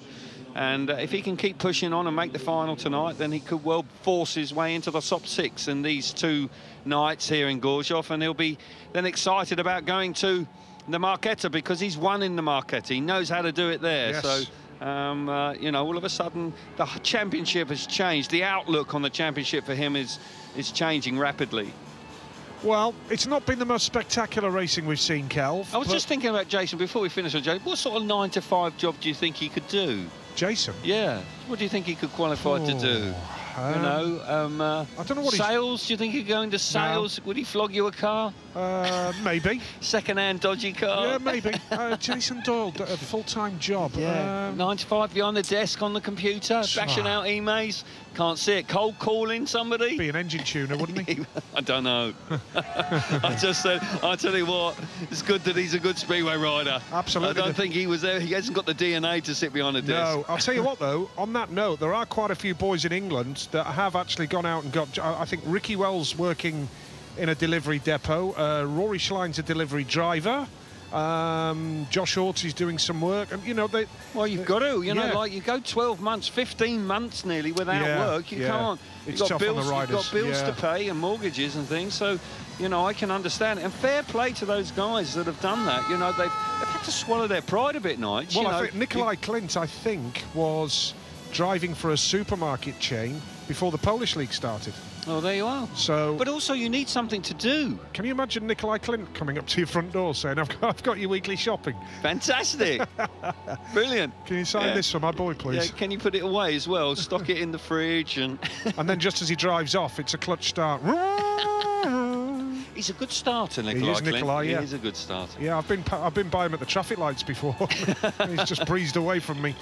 But there we are. Yeah, good stuff. Good stuff. No, it's not the most spectacular Grand Prix we've seen. It's solid, and of course, it's at a crucial point. We're rapidly approaching the halfway point in the series. Yeah. And you know, we've got Smarslik dominating proceedings. We've got Doyle and one or two other guys scrapping around, and you know, people like Doyle and Lindgren doing nicely. Got to say that Woofenden going about his job without taking too many chances, but he's right there. He's coming out in heat 18 off gate 4. Let's hear from Ty Woofenden now. Well, Ty, it's not been a bad night. You've had a win, a couple of seconds. You're picking up the points, but it's not really about the points. It's just making sure you're confirmed for the semi and the final, which it looks like you are at the moment. Yeah, it's a tough one tonight. We're really struggling with the setup. Yeah, we've changed something for every race, just trying to find something that'll go a little bit better. And we're still chipping away, but yeah, needed to score some points in the last one just to secure that spot. Okay, well, just saw you talking to your mechanic there. Again, is that just talking setup? Yeah, you know, just watching the track, what they're doing in the track grades, you know, what the setup was in the previous race and what we're changing now and why we're doing it. So just general chit-chat. Okay, Bartos against you in the next heat. He's obviously got some serious pace, but again, it is just literally focusing on getting yourself in the semis. Yeah, for sure. You know, you can see like yesterday, Doyle didn't quite go so good early on, and then you know made a start in the semi and the final, and he was there. So that's what it's all about this year. It's not about collecting points. So you know, little adjustments are made. I'm sure everyone's done them as well, and it's a different challenge. All right, thanks, Jay. Thank you. I just have one point to say there. It is about collecting points because you do need the points to make the semi-final. So yes. it's slightly odd when you hear that from Ty there, but the fact of the matter is that he is right on the other side. You've got to get 8 points for a semi-final spot. You do, and there's no question that once you're in there, if you make 2 good starts, you can get amongst the big points, even if you haven't been at your best in the qualifying heat. So that is the major change to the way these points work this year. And we've seen a couple of riders, Doyle and particularly Lindgren, benefiting from it in the early rounds. Fans enjoying themselves, and as we've said on several occasions, this is a speedway audience. There's no question about that. They love their speedway here. It's not the most affluent area in Poland. It was an industrial town. There was a big steelworks, which is all shut down now, which is a shame. And you can see that quite possibly that took away a big slice of the economy in this area. Lovely river that runs through the middle of the town, and in the evenings it's lovely to be down by the river. But Speedway is what it's all about, and back-to-back Grand Prix. I'm sure that they're very pleased to have a Grand Prix here again. They would have been gutted to have lost it 2 years ago. So the pandemic in some ways did them a bit of a favour. Yeah, it's a magnificent stadium, and it is a speedway city as well, and it's always good. Yeah, you're quite right. The by the river, the bars and the restaurants. Well, we've sat down there of an evening, haven't we? And it's really, really relaxing, and it's. You know, we see people with jet skis rushing up and down, and you can chit and chat, and it's really nice there. It's lovely. Yeah, and in previous Grand Prix in Grozow on the Friday and they've had a proper sort of motorsport show on the bridge, haven't they? And oh yeah, absolutely. Yeah, drifting and all sorts of stuff going on. There's no way you could do that now with social distancing. I'm not sure health and safety was around too much actually when we were there last time, but drifting over a bridge. It was, it was fantastic, and loud, very, very loud. And no, great effort made by everybody, and let's hope that in the future that can all return. Looking at the top 8 there, it's very tight indeed, with the guys on 8 and 7, right from 4th through to 8th Only just 1 point between those. And Saifutinov, good to see his name up there. And with a ride to go, he'll be keen to do that. Back-to-back wins for the Russian. That's very encouraging. Laguta, though, 3 points, Nige. Yeah, shocking. That's just, again, inexplicable how you can lose your form so quickly. Yeah, he'll be gutted as well, won't he? You just wonder whether it's really affected him. You know, he did so well with the other tyre, whether it's affected him mentally, whether he just feels, crikey, I need that to have that speed. Yeah, it's got to be a disruption to... Because they are Artemis. using the endless tyre in the Extraliga as well. It's something that he's become very accustomed to using. Sure, so it does look like it might have affected him quite badly. Yeah, I notice as well an endless tyre will be used in the British leagues next season. Yeah, there's the times are changing, because Mitas has been the tyre of choice 2 decades. Yeah. Maybe more. Yeah. And the fact of the matter is now Anlers, who have been a series sponsor for 3 years, all of a sudden they are quite clearly a very determined outfit and producing tyres that people want to use now. Yep. Here comes the starting staff getting the tapes ready for the next bunch of 4 races. 17 to 20, and those races will decide who our semi-finalists are tonight. We already know Smarslik, Doyle, Lindgren. You can count all those in. Probably Madsen, Vasilik and Woofenden as well at this stage. And yeah, there's every chance. Yeah. Frick's there. I'd like to see Frick in. That'll be a great effort from him if he can manage to win his last one. 9 points would be enough. And that would be a great reward for the young Australian, a permanent member. Zagar Laguta, beyond them tonight. Yes. But we're now out, back on track for Heat 17. Leon Madsen, who was spectacular last time for that start. Matvej Janowski, now he needs a good ride here. Yeah, he's only on 7, Kelv. Yeah, he needs it. Can't relax, a win, and then he'll be comfortably in. But again, a little bit of inconsistency just creeping into Janowski's evening again. Yeah, he got that last place in his last outing, looking to bounce back here in heat number 17 as we're ready to go racing again for our next batch of 4 races.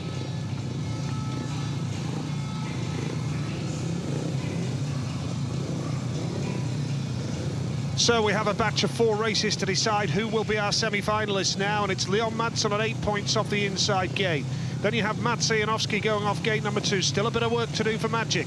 Niels Christian Iversen off gate 3, and Anders Thompson, the wild card, going off the outside gate.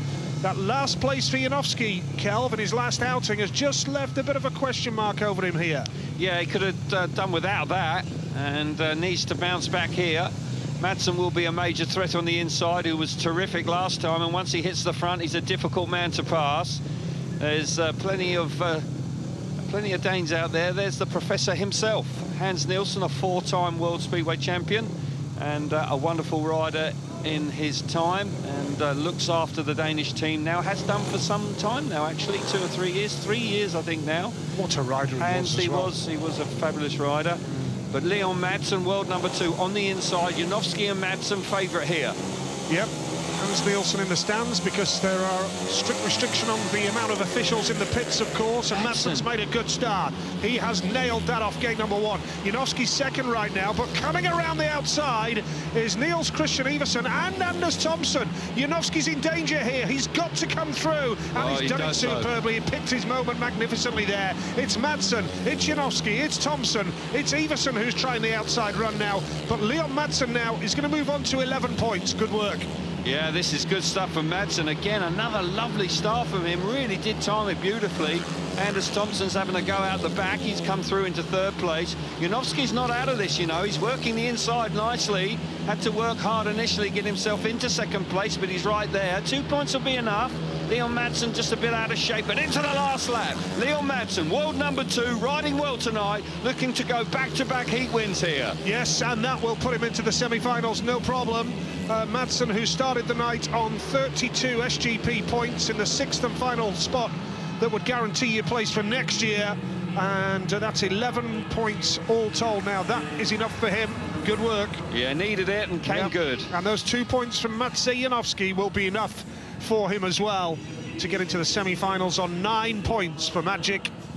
Niels Christian Iversen's evening is over with just the 3 points. That's a big disappointment for him. That's a poor night for him. Yeah, he's a better rider than that. much better rider, Niels. And Anders Thompson on 5 is the way his evening comes to a conclusion. So Leon Madsen on 11, Mats Sajanovski on 9. They're in the semi-finals, and we've got 3 heats to go of the 20 qualifying races now. Indeed we have, and Leon Madsen again makes a super start on the inside gate, and he's clear again. The outside gate, he made one in the previous race. Look at this, they've all gone charging up the bank, and Leon Madsen's clear. He's charged away with it. He's delighted with that. Yeah, Janowski there having to work a little bit harder than he wanted to. He gets the better of the 2 Danish fellas and comes through into second place. A nice tidy ride for him and secures his semi-final spot. But for Leon Madsen, after that disappointment in his 3rd ride, to be honest, Madsen's been good tonight. You know, apart from that one blip, his worst place is a 2nd, so 3 wins and a 2nd, so that's good stuff from him. Anders Thompson winding on in 3rd place there. I'm not sure if he's got a steel shoe or it's hanging off. It's hanging off there, so but he's a leg trailer anyway, so he doesn't use it very much. But no, battle out the back. But 3 Danes in the race, but Leon Madsen, he comes out on top. He'll be delighted with that, and he's moving along nicely. He's looking for a final. He wants some big points this evening. Yep, well done, Leon Madsen. And we move on to heat number 18 as Bartosz Zmarzlik looks to breeze through to the semis with a maximum, but he's up against Jason Doyle, Antonio Lindback, and Ty Woofenden. Oh, just for good measure. 3 world champions in this race. Yeah, this is good stuff. And there's no question this is almost a repeat of the semi-final from last night, where Woofenden just dipped out with Doyle getting the better of him and Zmarzlik coming out on top. Zmarzlik on the inside gate, probably favourite, got to believe he is. But not a foregone conclusion. If Doyle can make a start from gate 2, then who knows? It might be he might well be able to reverse it. Zmarzlik, Doyle, Lindback, Woofenden, as we say, 3 world champions here off gates 1, 2 and 4. Red, blue and yellow helmet colours. And into that first time, Doyle's made a beauty. And now what can Woofenden do around the outside? He's going high into the dirt. Zmarzlik's trying the inside run, but Woofenden has come through. Doyle closes that door on Bartosz Zmarzlik. This is a terrific ride from Ty Woofenden of Great Britain. Jason Doyle of Australia, who's got Bartosz Zmarzlik all over him. Zmarzlik hasn't been troubled all night, and yet his other fellow world champions in this race are leading him right now. Brilliant stuff from Woofenden. Doyle actually did him a favour by clamping Zmarzlik on the line, left all that room on the outside, and Woofenden charged to the front. He's looking good out in front. Doyle hanging on in 2nd place. Zmarzlik coming on strong in 3rd. Won't want to run a 3rd here. Safely through to the semi-finals. Oh, he's trying hard, trying awfully hard. Woofenden's won it. Doyle riding great in 2nd. Yeah, this is a great effort from Ty Woofenden. Can Doyle hang on for 2nd spot? And Zmarzlik is beaten for the first time tonight, relegated to 3rd. What a performance from the class act that is Ty Woofenden. Fabulous ride from Ty. There's no question he should go over and shake Jason Doyle's hand as well, because that move by Doyle in the first corner did help Ty. No doubt about it, but he was there, he had the speed and was able to pull away. Brilliant start from Doyle initially to get the better of Zmarzlik. Zmarzlik gets beaten for the first time. Wow, what a race. And there was certainly was I, thinking nobody would touch Zmarzlik tonight. Well, Woofenden turns his night around with that win, that's for sure. Yeah. 11 points. Yep, superb This is performance. tight, really tight. That was tremendous from Woofenden. 3 times world champion. And he rode like a champion here. Watch this again. Doyle makes an absolute peach of a start, gets the better of the world champion, clamps him on the line, and Woofenden just allows to run around that banking in the first corner in the dirt, powers to the front, and there's no way he's getting beaten from there. What a start from Jason Doyle. All of a sudden, he's got his clutch hand working brilliantly. To the front, chops him off there, and Bartok's got nowhere to go. He cannot get into the race as he would have liked.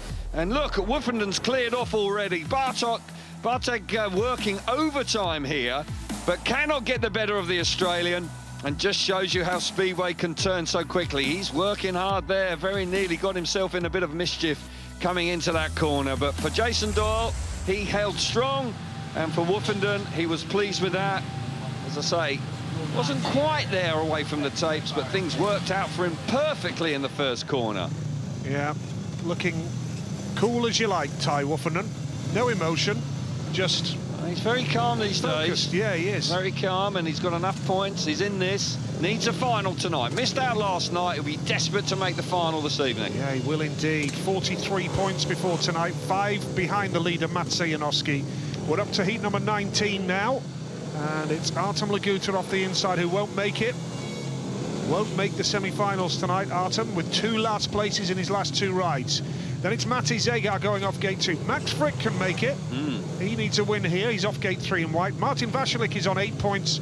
He's off the outside in yellow. So very much a big challenge ahead for the man in white. Max Frick off gate number 3 here. But what a start that is from the man on the outside gate. Martin Vasilik, superb. Now, what can Frick do to come hard around the outside? Second spot right now is the Slovenian Mati Zagar, who's got Max Frick challenging him on the inside. And once again, Artem Laguta is trailing at the back. He is having a nightmare tonight. It is a nightmare for Artem Laguta. Just can't get that bike working as you wish. Smashing start for Martin Vasilik after disappointment last time in 3rd place. He's hit the front. He's firing away out in front. Max Frick, 2nd place, 8 points. Maybe it'd be enough. We'll see how it works out for him. For Martin Vasilik, he's going to move on to 11. He's looking good. Max Frick, you know, he's riding well. He's got speed. He's on the pace here. That's an encouraging ride from him. Into the last lap. Martin Vasilik looking strong, Nige. Yeah, well, Max Frick will go on to 8 points, and that puts him in with a chance. It's getting all very tight, it has to be said, for the semi-finals. There's no doubt the boys on 9 and above are fine, but my goodness, that's a great ride from Martin Vasilik. Yeah, nice way to respond. Yeah, 2nd place Max Frick, Mati Zagar 3rd, and Artem Laguta has scored just 3 points from 5 rides tonight. Well, how different can a weekend be? Because, you know, he was still in it. You know, he came in on 40 points, but he hasn't going to be contributing much to that now. And his championship challenge is going away from him.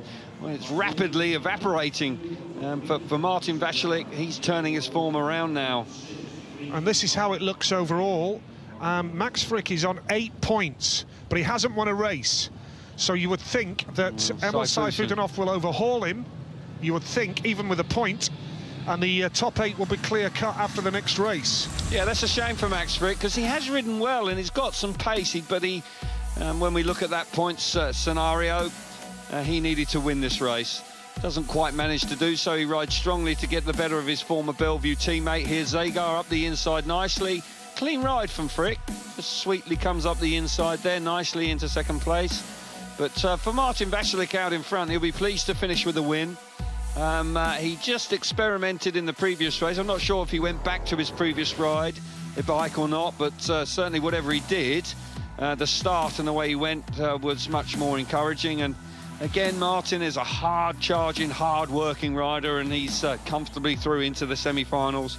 He'll be keen to make the final tonight. Yep, as we prepare for Heat 20 with Emil Sayfutdinov looking to complete the comeback by booking a place in the semi-finals. He's off the inside gate in the red helmet colour, but good stuff for Martin Vasilik there. Yeah, 11 nice. points. Yeah, really good effort for Martin. Solid work. Just one.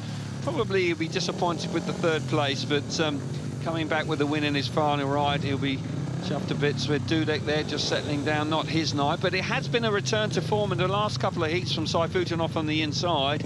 He's got Lindgren to deal with, so not an easy task, but 2 points, Nige, a 2nd place, that should be enough. Yes, without a doubt. I think a point and he'll be fine, because he's got 2 race wins to his name, so he'd go above Max Frick in the standings. So yeah, a point is all he really needs here. Emil off the inside, Mikkel Mikkelsen going off gate number 2. Struggled tonight. Freddie Lindgren, 10 points to his name off gate 3, ridden nicely.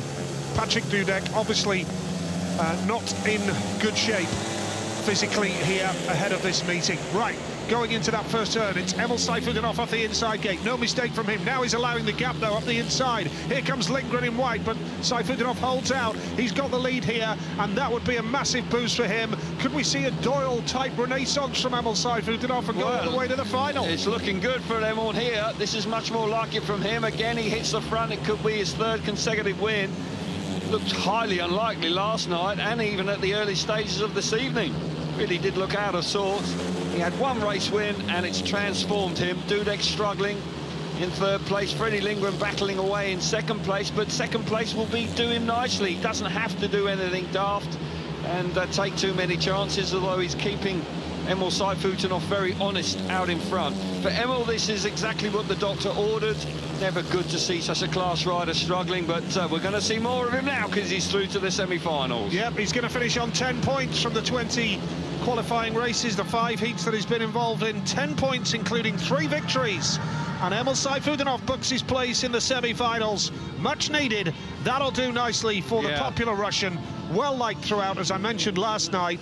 And back to something like his best form. He had to really work hard to see off Fredrik Lindgren there, but he did so. Patrick Dudek third, and Mikkelsen at the back. So that's how it is now.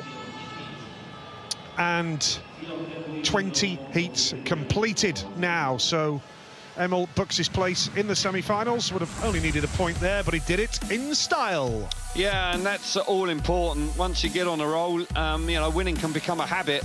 And in the last 3 outings, it's proven to be so for the Russian. And good to see him out in front. Freddie Lindgren comes through into second place. I thought he was a little bit vulnerable, Saifutinov down the back straight there, but he has enough speed to carry himself through. Mikkelsen around the outside, and he's finding points hard to come by in Grand Prix. Dudek, well, we know that he's not fully fit, so it's a struggle, but out in front, it has been a struggle at early doors for Saifutinov, and he's languishing down with only 22 points, and he's in 9th place when he came into tonight. If he can make the final, if he could win the final and pick up 20, well, all of a sudden that would transform his Grand Prix series completely. And it's not beyond him. It really is not beyond him. You could see that happening. He's that good. And all of a sudden, that camp, they got a spring in their step. Yep, there'll be a spring in the step, and also there'll be firm belief that he can do it for sure. Oh, yeah. They've been there before. They know how to win GPs. He took a while to win a Grand Prix on his return to the series, but he won last year in Halstavik, which was an encouraging performance. And, of course, he was in the top 3 in the world coming into this year. 20 heats done and dusted now, and the top 8 will be confirmed with us not too long. The FIM will just make sure that it's clear cut, but don't think it's too complicated this time around. Terrific to see people back in the stadium. Does make such a big difference to sport generally. Doesn't matter whether it's speedway, football, horse racing.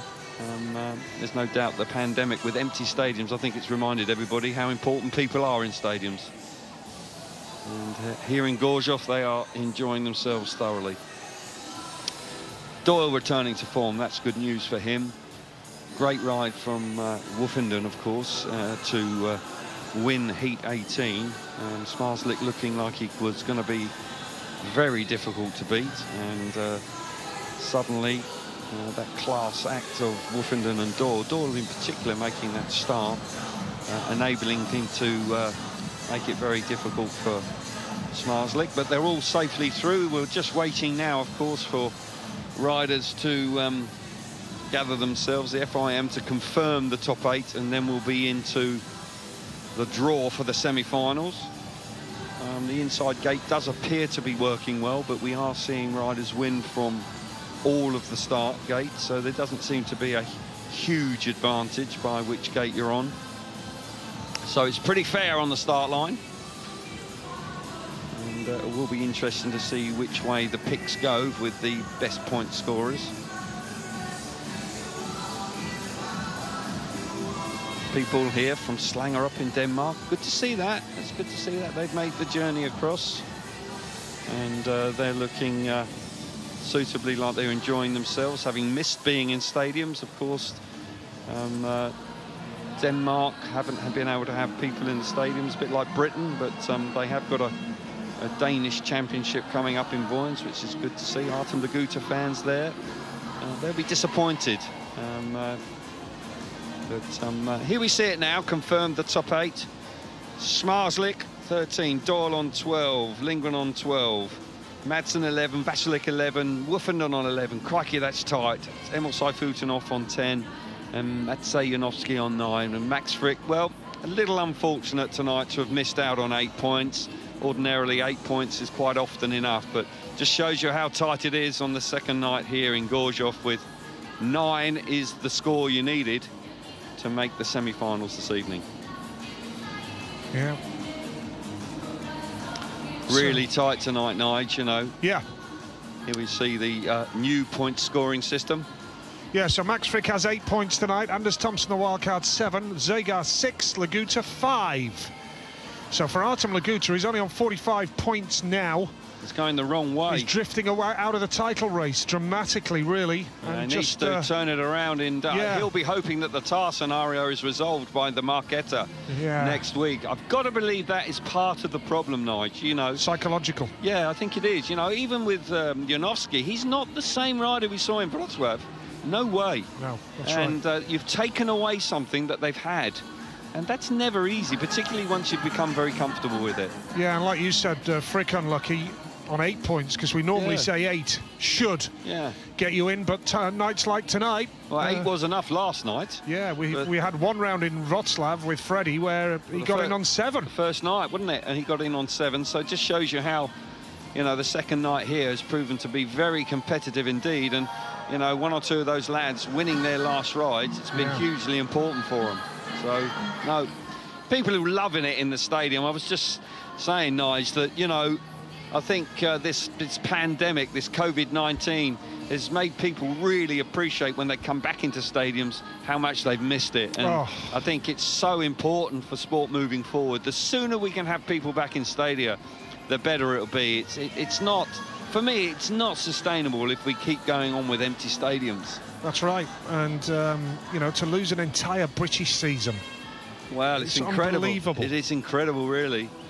And, you know, I just hope that we can start in spring in 2021 and get cracking with people in stadiums. And there's been a medical breakthrough to enable us to have a vaccine that can give us some normality back. Yes. Well, there are encouraging signs when it comes to a vaccine, as I keep reading in the news and hearing, and I don't know.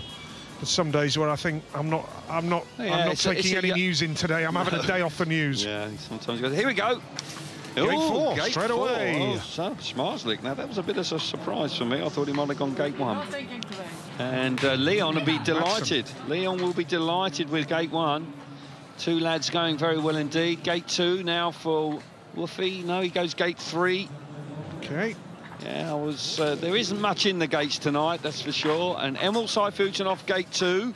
And actually, when he got back to winning ways, his first win tonight was from gate 2, so he has good memories of coming. Not such a bad thing, Not such a bad thing. So, semi-final number 1, Madsen off the inside, Nige, Saifutinov 2, Woofy 3, and Saifutinov off the outside. So, that's excuse me, Smarslik off the outside. Yeah, excuse me. Smarslik off gate 4, yeah.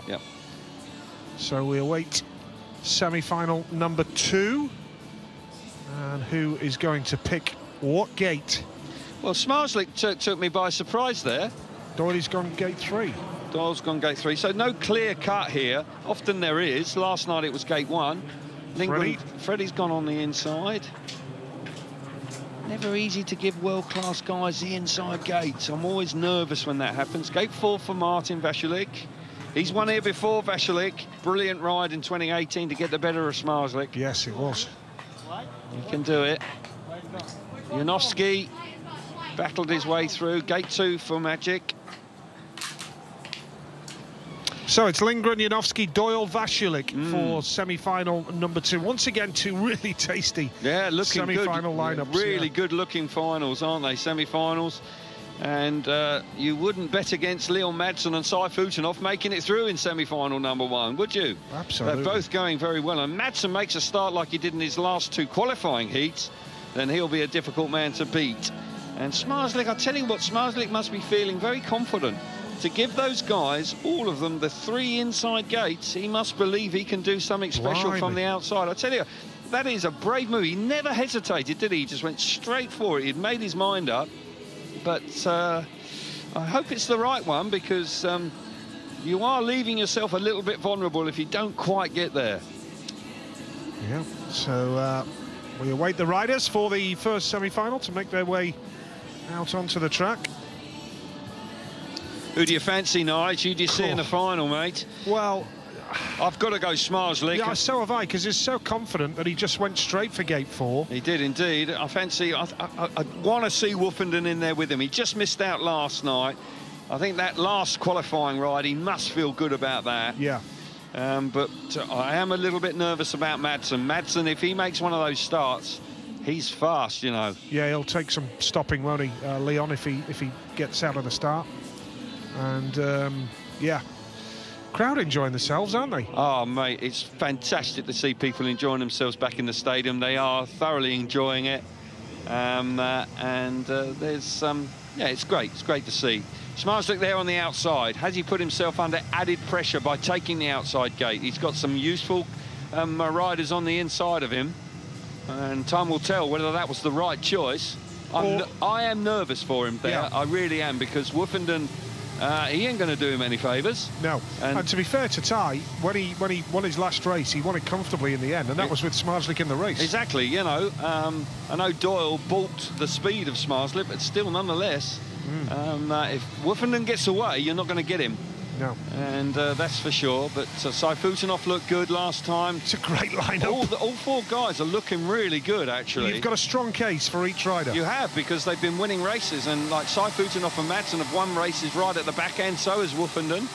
Maybe they've just found the key to the setup this evening. So, well, maybe, you know, when you asked me a short while ago, who do you think is going to win, Nige, I'm going to do what you did to me earlier, and I'm going to say I'm not answering that. OK, fine. I don't want to. Yeah, you're sitting on the fence then. Those splinters are a bit uncomfortable for absolutely. You. OK, you're coming to terms with it. I fancy Smarslik will get there, but I just think that he's put himself under a lot of pressure going from the outside. Yeah. Second place. Now, that's wide open. And Madsen could be a spoiler here. You know, he's come good in his last couple of rides. He's only had one bad ride, actually, this evening. Only one. And finishing with 2 wins.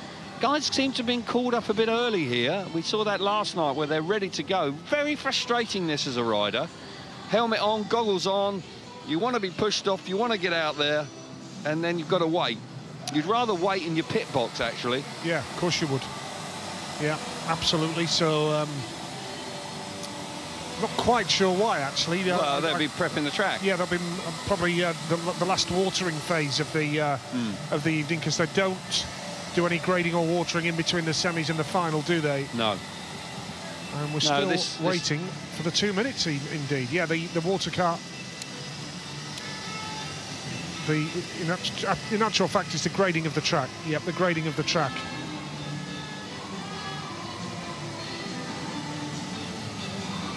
Interesting. So hopefully when he reverses now, we'll get the 2 minutes on and we can get the boys out and we can go racing. But that was quite an extended grading break, wasn't it, Kelv? It was indeed, and as I say, the riders are having to be quite patient there. They're now being allowed to be released onto the track. Saifutinov's the first one through as they go under the bridge. And they burst out into the arena. Great entrance, really is a super entrance. When you walk through there and step out into the arena, it's quite breathtaking, actually. Yes. Woofenden gate 3, he took that. He didn't worry about the inside gate. And Smarslik, as we said, gone for the outside. And interesting to see whether they've watered the track. It doesn't look like they have. They may have just left that alone here. So, yeah. It'll be interesting to see how that works. It will. Because if they had watered it, taking the outside gate, that's risky. Very risky. Right, boys up at tapes. Yep. Smarslik, the man, the local hero. And this is a lineup that would be fitting of any Grand Prix final, that's for sure.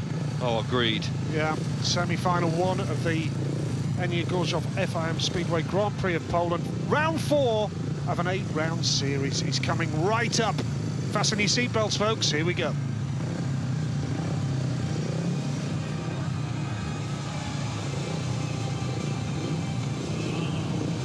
Semi-final 1. Look at this for a lineup. Leon Madsen off the inside. Emil Saifutinov gate 2. Ty Woofenden gate 3. And Bartosz Smarslik going off the outside. You can make a strong case for each of these individual riders. You can. To go through to the final tonight, and this would be worthy of any Grand Prix final. It's a terrific lineup. It is indeed, and I'm just a little concerned about, well, nervous for Zmarzlik. We're looking at Hans Nielsen, but the rider on the outside is the current world champion, Bartosz Zmarzlik. No hesitation, took gate 4. Brave. When you look at the lineup, very brave. Madsen flying, Emil Sayfutdinov bursting back to form. What a ride from Woofenden last time out. Semi-final number 1. Woohoo, here we go. Yeah, this should be an absolute belter. Who are going to be our first 2 finalists for tonight here in Grozow, and that's a magnificent start from Madsen off the inside. Oh! And Woofenden spotted the opportunity. Brilliant. Woofenden now, he's going to go back to 3rd. It's the guys in blue and red, Emil and Leon Madsen, who are really battling hard here. And could we be about to see the local hero, Bartosz Zmarzlik, exit in the semi-finals? Sayfutdinov, sensational, has that lead. Then it's Leon Madsen in red. Woofenden's coming on strong. Here he comes now. Brilliant stuff from the 2 boys from the inside gate. Zmarzlik taking gate 4. It backfired in the first corner. Got shoved wide. Don't think he's going to make the final from there. Sayfutdinov, what a turnaround in his form. He's fired himself to the front. Inside gates 1 and 2 working a treat here in the first semi-final. Zmarzlik through into 3rd place, but I don't think he'll make the final tonight. Well, it's too little too late for Bartosz Zmarzlik. Can you believe it? He dominated earlier on. And Emil Sayfutdinov, what a performance. 1 point from 2 rides. And yet he can go on and get 20 GP points tonight. Wow, what a result that is. What a performance. What a performance from Emil Sayfutdinov, unbeaten in his last 3 outings. Or last 4 outings, excuse me, and Emil Sayfutdinov and Madsen through to the final. That's a shock. And Zmarzlik gaining an extra point by passing Ty Woofenden there. So although he misses out... Yeah, he shouldn't have taken gate 4. I was nervous about that. Yeah. Really nervous about it. Didn't hesitate. He was absolutely clear in his thinking, but watch this. Doesn't get away as he would like. It's loose out there. The drive is not what it was. It's an even spread, but can't get there. Emil Sayfutdinov and Leon Madsen are there in front. The door opens up for Woofenden, but hasn't got the speed off the corner. Madsen and Emil Sayfutdinov charge to the front, down the back straight. And from there on, it's hard yards for the bloke, the 2 world champions, back in 3rd and 4th. This is a real shock, but they were in the right place. Emil Sayfutdinov won his first race tonight from gate 2. He wins a huge semi-final to make the final this evening. The rocket's back. Zmarzlik missing out on the final. That is a blow for him. Yeah, real shock. And Sayfutdinov, who only managed 6 points last night, didn't even make the semi-finals.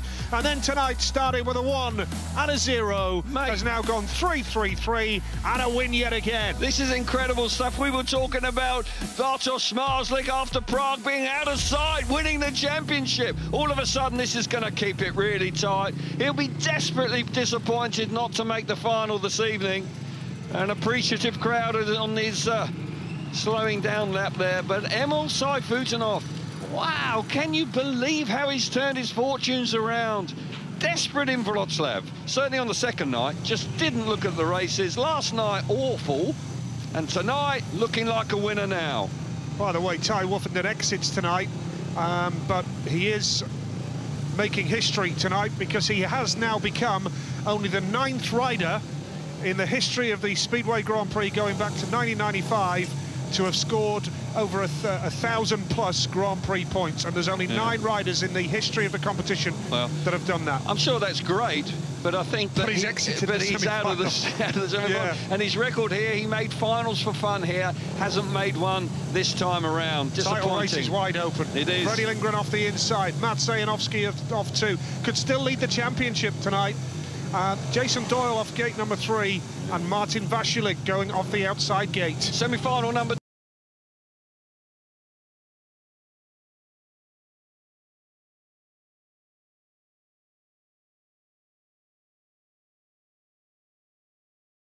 in the history of the Speedway Grand Prix going back to 1995 to have scored over 1,000+ Grand Prix points, and there's only 9 riders in the history of the competition that have done that. I'm sure that's great, But I think that he's out of the semi-final. Yeah. And his record here, he made finals for fun here, hasn't made one this time around. Title race is wide open. It is. Freddie Lindgren off the inside. Matt Sayanovsky off 2. Could still lead the championship tonight. Jason Doyle off gate number 3, and Martin Vasilek going off the outside gate. Semi-final number 2. Opportunity beckons for both these two riders, Lindgren and Janowski. All of a sudden, Smarslik out, Woofenden out. Wow, if they make the final, they can really build their points. Doyle looking good as well.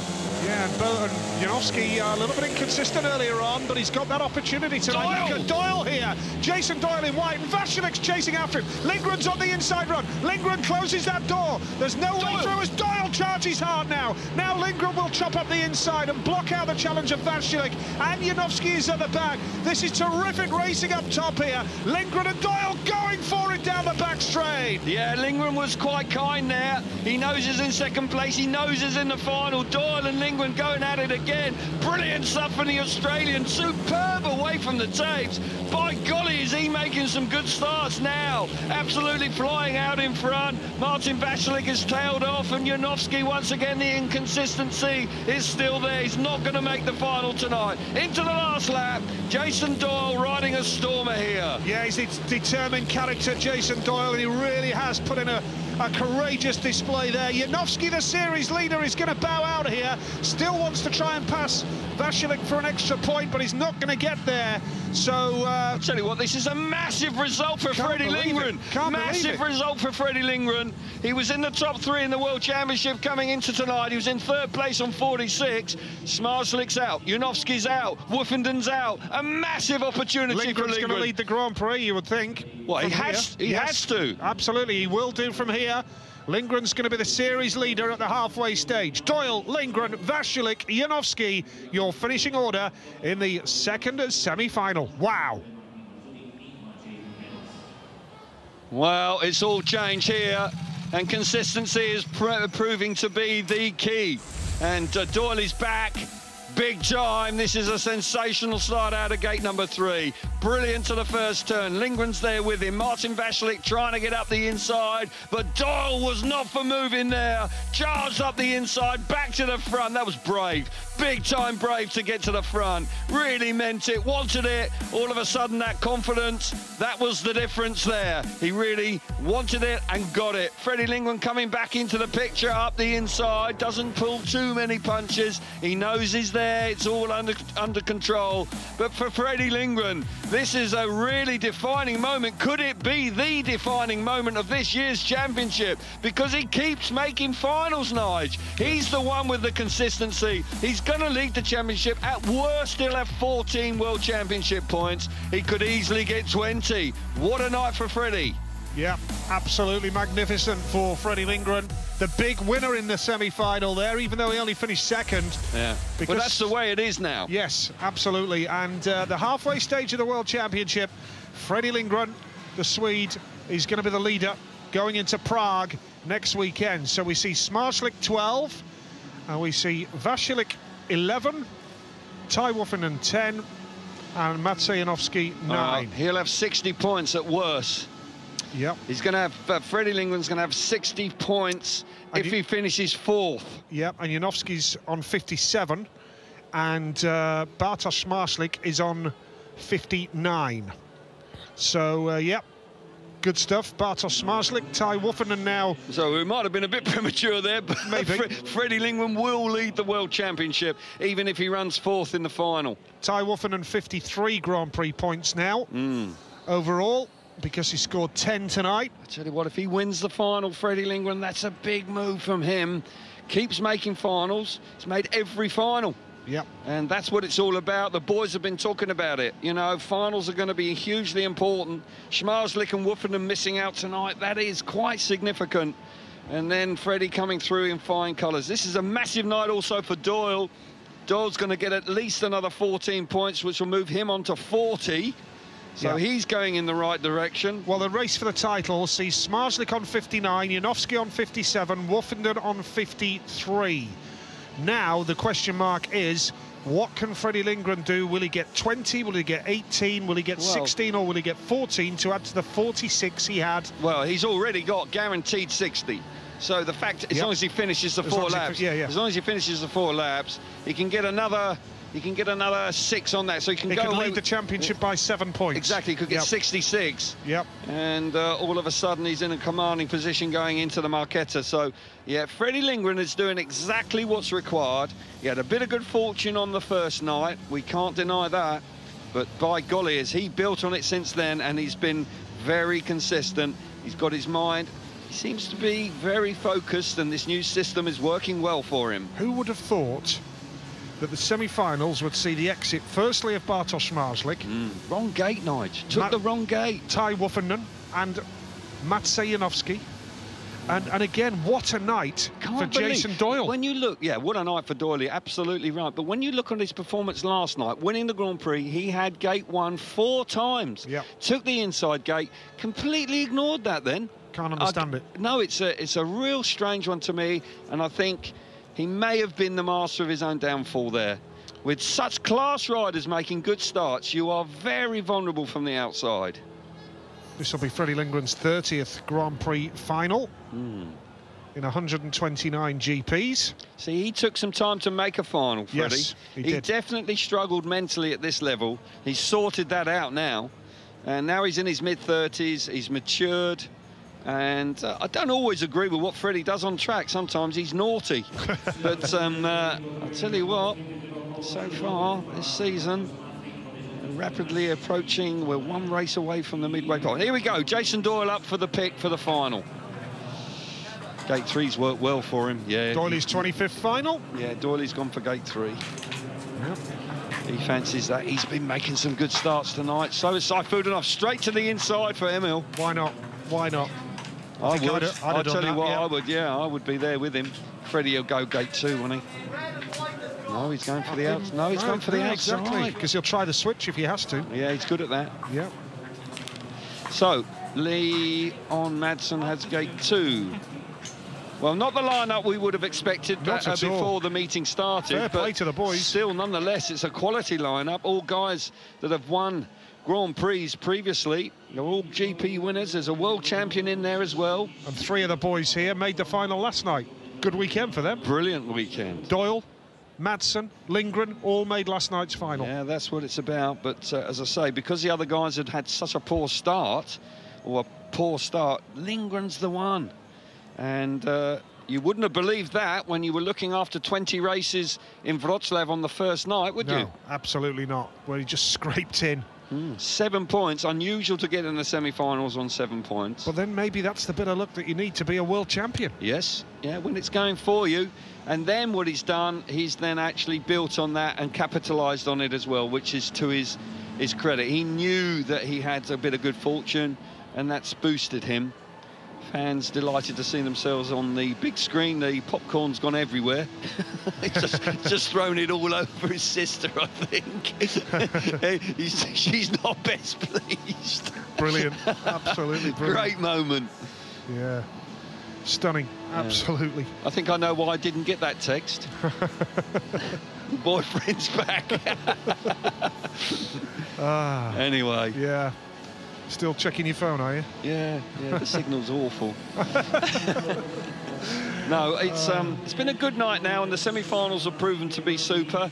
A bit of shock in there as well. The Aussie fan, they're delighted. I think that was an Australian flag, wasn't it? Yeah. So we wait for the grand final. There's the World Championship trophy. So we await with anticipation the grand final in Grozow. I wonder if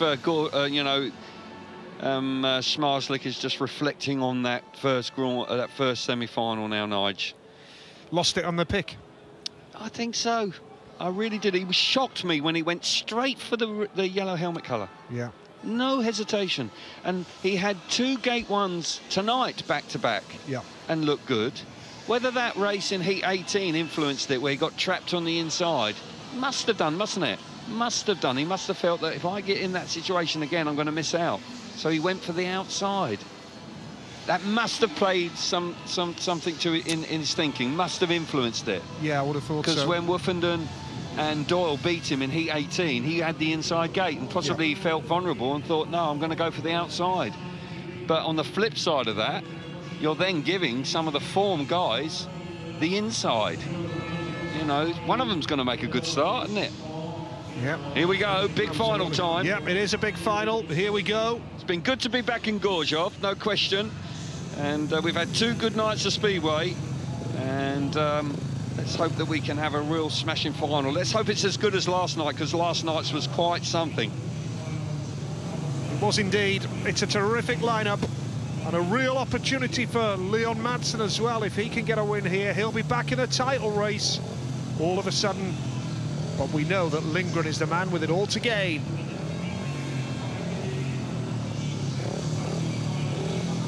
Here we go with the grand final lineup there. It's Emil Sayfutdinov, the Russian, in fantastic form, going off the inside gate.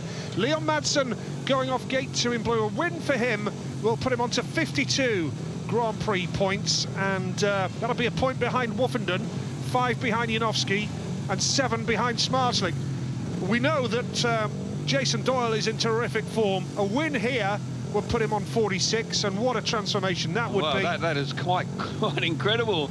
And Emil Sayfutdinov, as we see on the inside, a win for him would put him on to 42, so quite a transformation. Freddie Lindgren, though, off the outside gate, whatever happens, even if he finishes last here, it's 14 GP points. He'll take the lead in the World Championship ahead of the Prague doubleheader weekend, which is next weekend, Friday and Saturday. Really looking forward to that. And what a final, Kel. Well, the semi-finals were terrific, and I'm sure the final will live up to it as well. Freddie Lindgren with everything to gain here. Could he win and lead the World Championship on 66 World Championship points? What a turnaround in fortunes for Sayfutdinov. He's in the inside gate. Could that prove to be the winning one this time? Here we go. Yeah, grand final in Grozow. Here we go. And what a start from Doyle. Jason Doyle has got there. Watch out for Lindgren in yellow. He's going to try the outside run, but Doyle has got there at the moment. Here comes Lindgren in yellow. Fast Freddie Lindgren. Will Doyle allow him the room? Oh, it's getting tight. Oh, and now Madsen on the inside as well. Doyle's taking him out. And now Lindgren tries the inside run. Nothing's going to stop him here. Fast Freddie Lindgren riding out of his skin there. What a move that was. Doyle did everything he could. Leon Madsen coming up the inside into second place. The Danish boy pushing hard. Emil Sayfutdinov out the back. Still racing to be done for second place. Doyle up the inside this time. Charges into second place. But Freddie Lindgren, what a moment for him into the last lap. Yeah, and Madsen won't be denied. Neither will Doyle. Oh, it's great stuff, this. I'm having second place. Yeah, Freddie Lindgren, though, here in his 30th Grand Prix final. It's going to be his 5th win. Madsen takes out Doyle. Was there contact there? There was indeed. Doyle puts his left arm in the air and is furious about that. Freddie Lindgren, wow, what a performance from Freddie Lindgren, and Doyle goes straight to the race director, Phil Morris. Not happy with that. Leon Madsen literally riding Jason Doyle off the track coming out of the last corner. Freddie Lindgren, he doesn't care about that. He wins in fine style. Dramatic final here in Grozow. 2 nights of wonderful speedway. Fast Freddie Lindgren leading the World Championship on 66. It matches his number on his race jacket. There's something for you. Lindgren wins in fine style. 7 points clear in the World Championship now. Lindgren, Madsen, Doyle. They've got to stand next to each other on the podium. Oh, I guarantee you that's going to be frosty. Very much. And now Lindgren celebrates on one wheel. As I say, Lindgren tonight in his 129th Grand Prix, and that is only the 5th win of his GP career. Yeah, not enough for him, really. Fantastic start initially from Jason Doyle. He's been making some super starts all night long. Down the back straight they come, and Lindgren comes here. He is going a million miles an hour as he goes into turn 3 and 4. As they complete the first lap, he's riding up the safety fence. That's how much he wants to win. Goes wide. Doyle runs in hard and wide, but Freddie Lindgren read it beautifully. fires himself back to the front. This was proper speedway here. Speedway out of the top draw, Nige, in the final. Fantastic. How did I know you were going to say that? Well, yeah, it had to come out, and it warranted it. Absolutely, it warranted it. Here we see this move again. Freddie Lindgren now beginning to stamp his authority. Look at Madsen here. Madsen coming up the inside. He's got speed. He's momentarily into second place, but he can't stay there because Doyle then comes charging back into the picture. Teammates these. Don't know for much longer. Leon Madsen probably wasn't too pleased with that, but he's got the speed. He keeps coming at him, but this is now probably the last corner. Doyle now in no man's land there, losing speed. Madsen up the inside. Madsen's got a chance. Right into the side of him. That could have been ugly. That could have been very ugly. Doyle quite clearly not happy about that. If his footrest had gone in the front wheel of Doyle would have gone down hard. Wow. Well, not sure they'll be shaking hands. Tough old game, Speedway.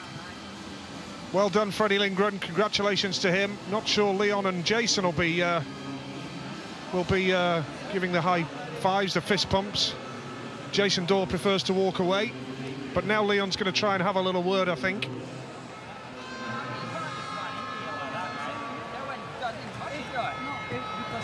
I don't want to fucking listen to you. Well, we apologise for any language that may have offended you there. Unhappy, I can understand it. It was a tough move, that's for sure, but it made compulsive viewing, that's for sure. I tell you what, you could not take your eyes off that final. What a wonderful way to finish again on the second night here in Grozow. It's fair to say Doyle is not too happy, and Leon, I think, was pointing out to an incident earlier on in the race. It was a tough race. It's a shame because they're great riders, they're teammates, as we say. They were handing it out to both of them, weren't they? You know, championship speedway at this level is tough, and it was hard there, and you could say that Leon Madsen took a bit of a liberty there by rubbing him up as they came out of that last corner, but wow. That was something special. Last night was very good. Doyle's had 2 second places in 2 consecutive nights. Let's hear from the winner now. Fast, Freddie Lindgren. Well, congratulations, Freddie. It was an up and down night, but you really deserved that in the end. I think the night for me was fairly good all the way through. Like once again, I made it to final, but this time I thought to myself, I've been in enough finals without a win, and I just gave everything I had. I went all in, really hard rider on the outside, and I'm super happy. Woo! Congratulations, Freddie. Go take your top spot on the podium. Well, he has been remarkably consistent. He hasn't won enough finals. He's been in plenty now. 30, isn't it, nice? 30 finals. He's only won 5. He's now won 6, I presume. We're seeing the scores. 66. No, this is his 5th win tonight. 5th win. Yeah, you would have thought he might have won 1 or 2 more than that. He's been around a while. So there we go, 66, yeah. Yeah, 66 points, 7-point lead. Wow, that's a significant move from Freddie. And all of a sudden, he's given himself a really good chance of being world champion this year at the midway point. Yeah, great win for Freddie Lindgren. Congratulations to him. And we are going to hear the Swedish national anthem. There you go. Yeah, congratulations, Freddie. Great stuff. Yeah, we've heard the Polish one enough lately, haven't we? Yes. Super ride. Here we go.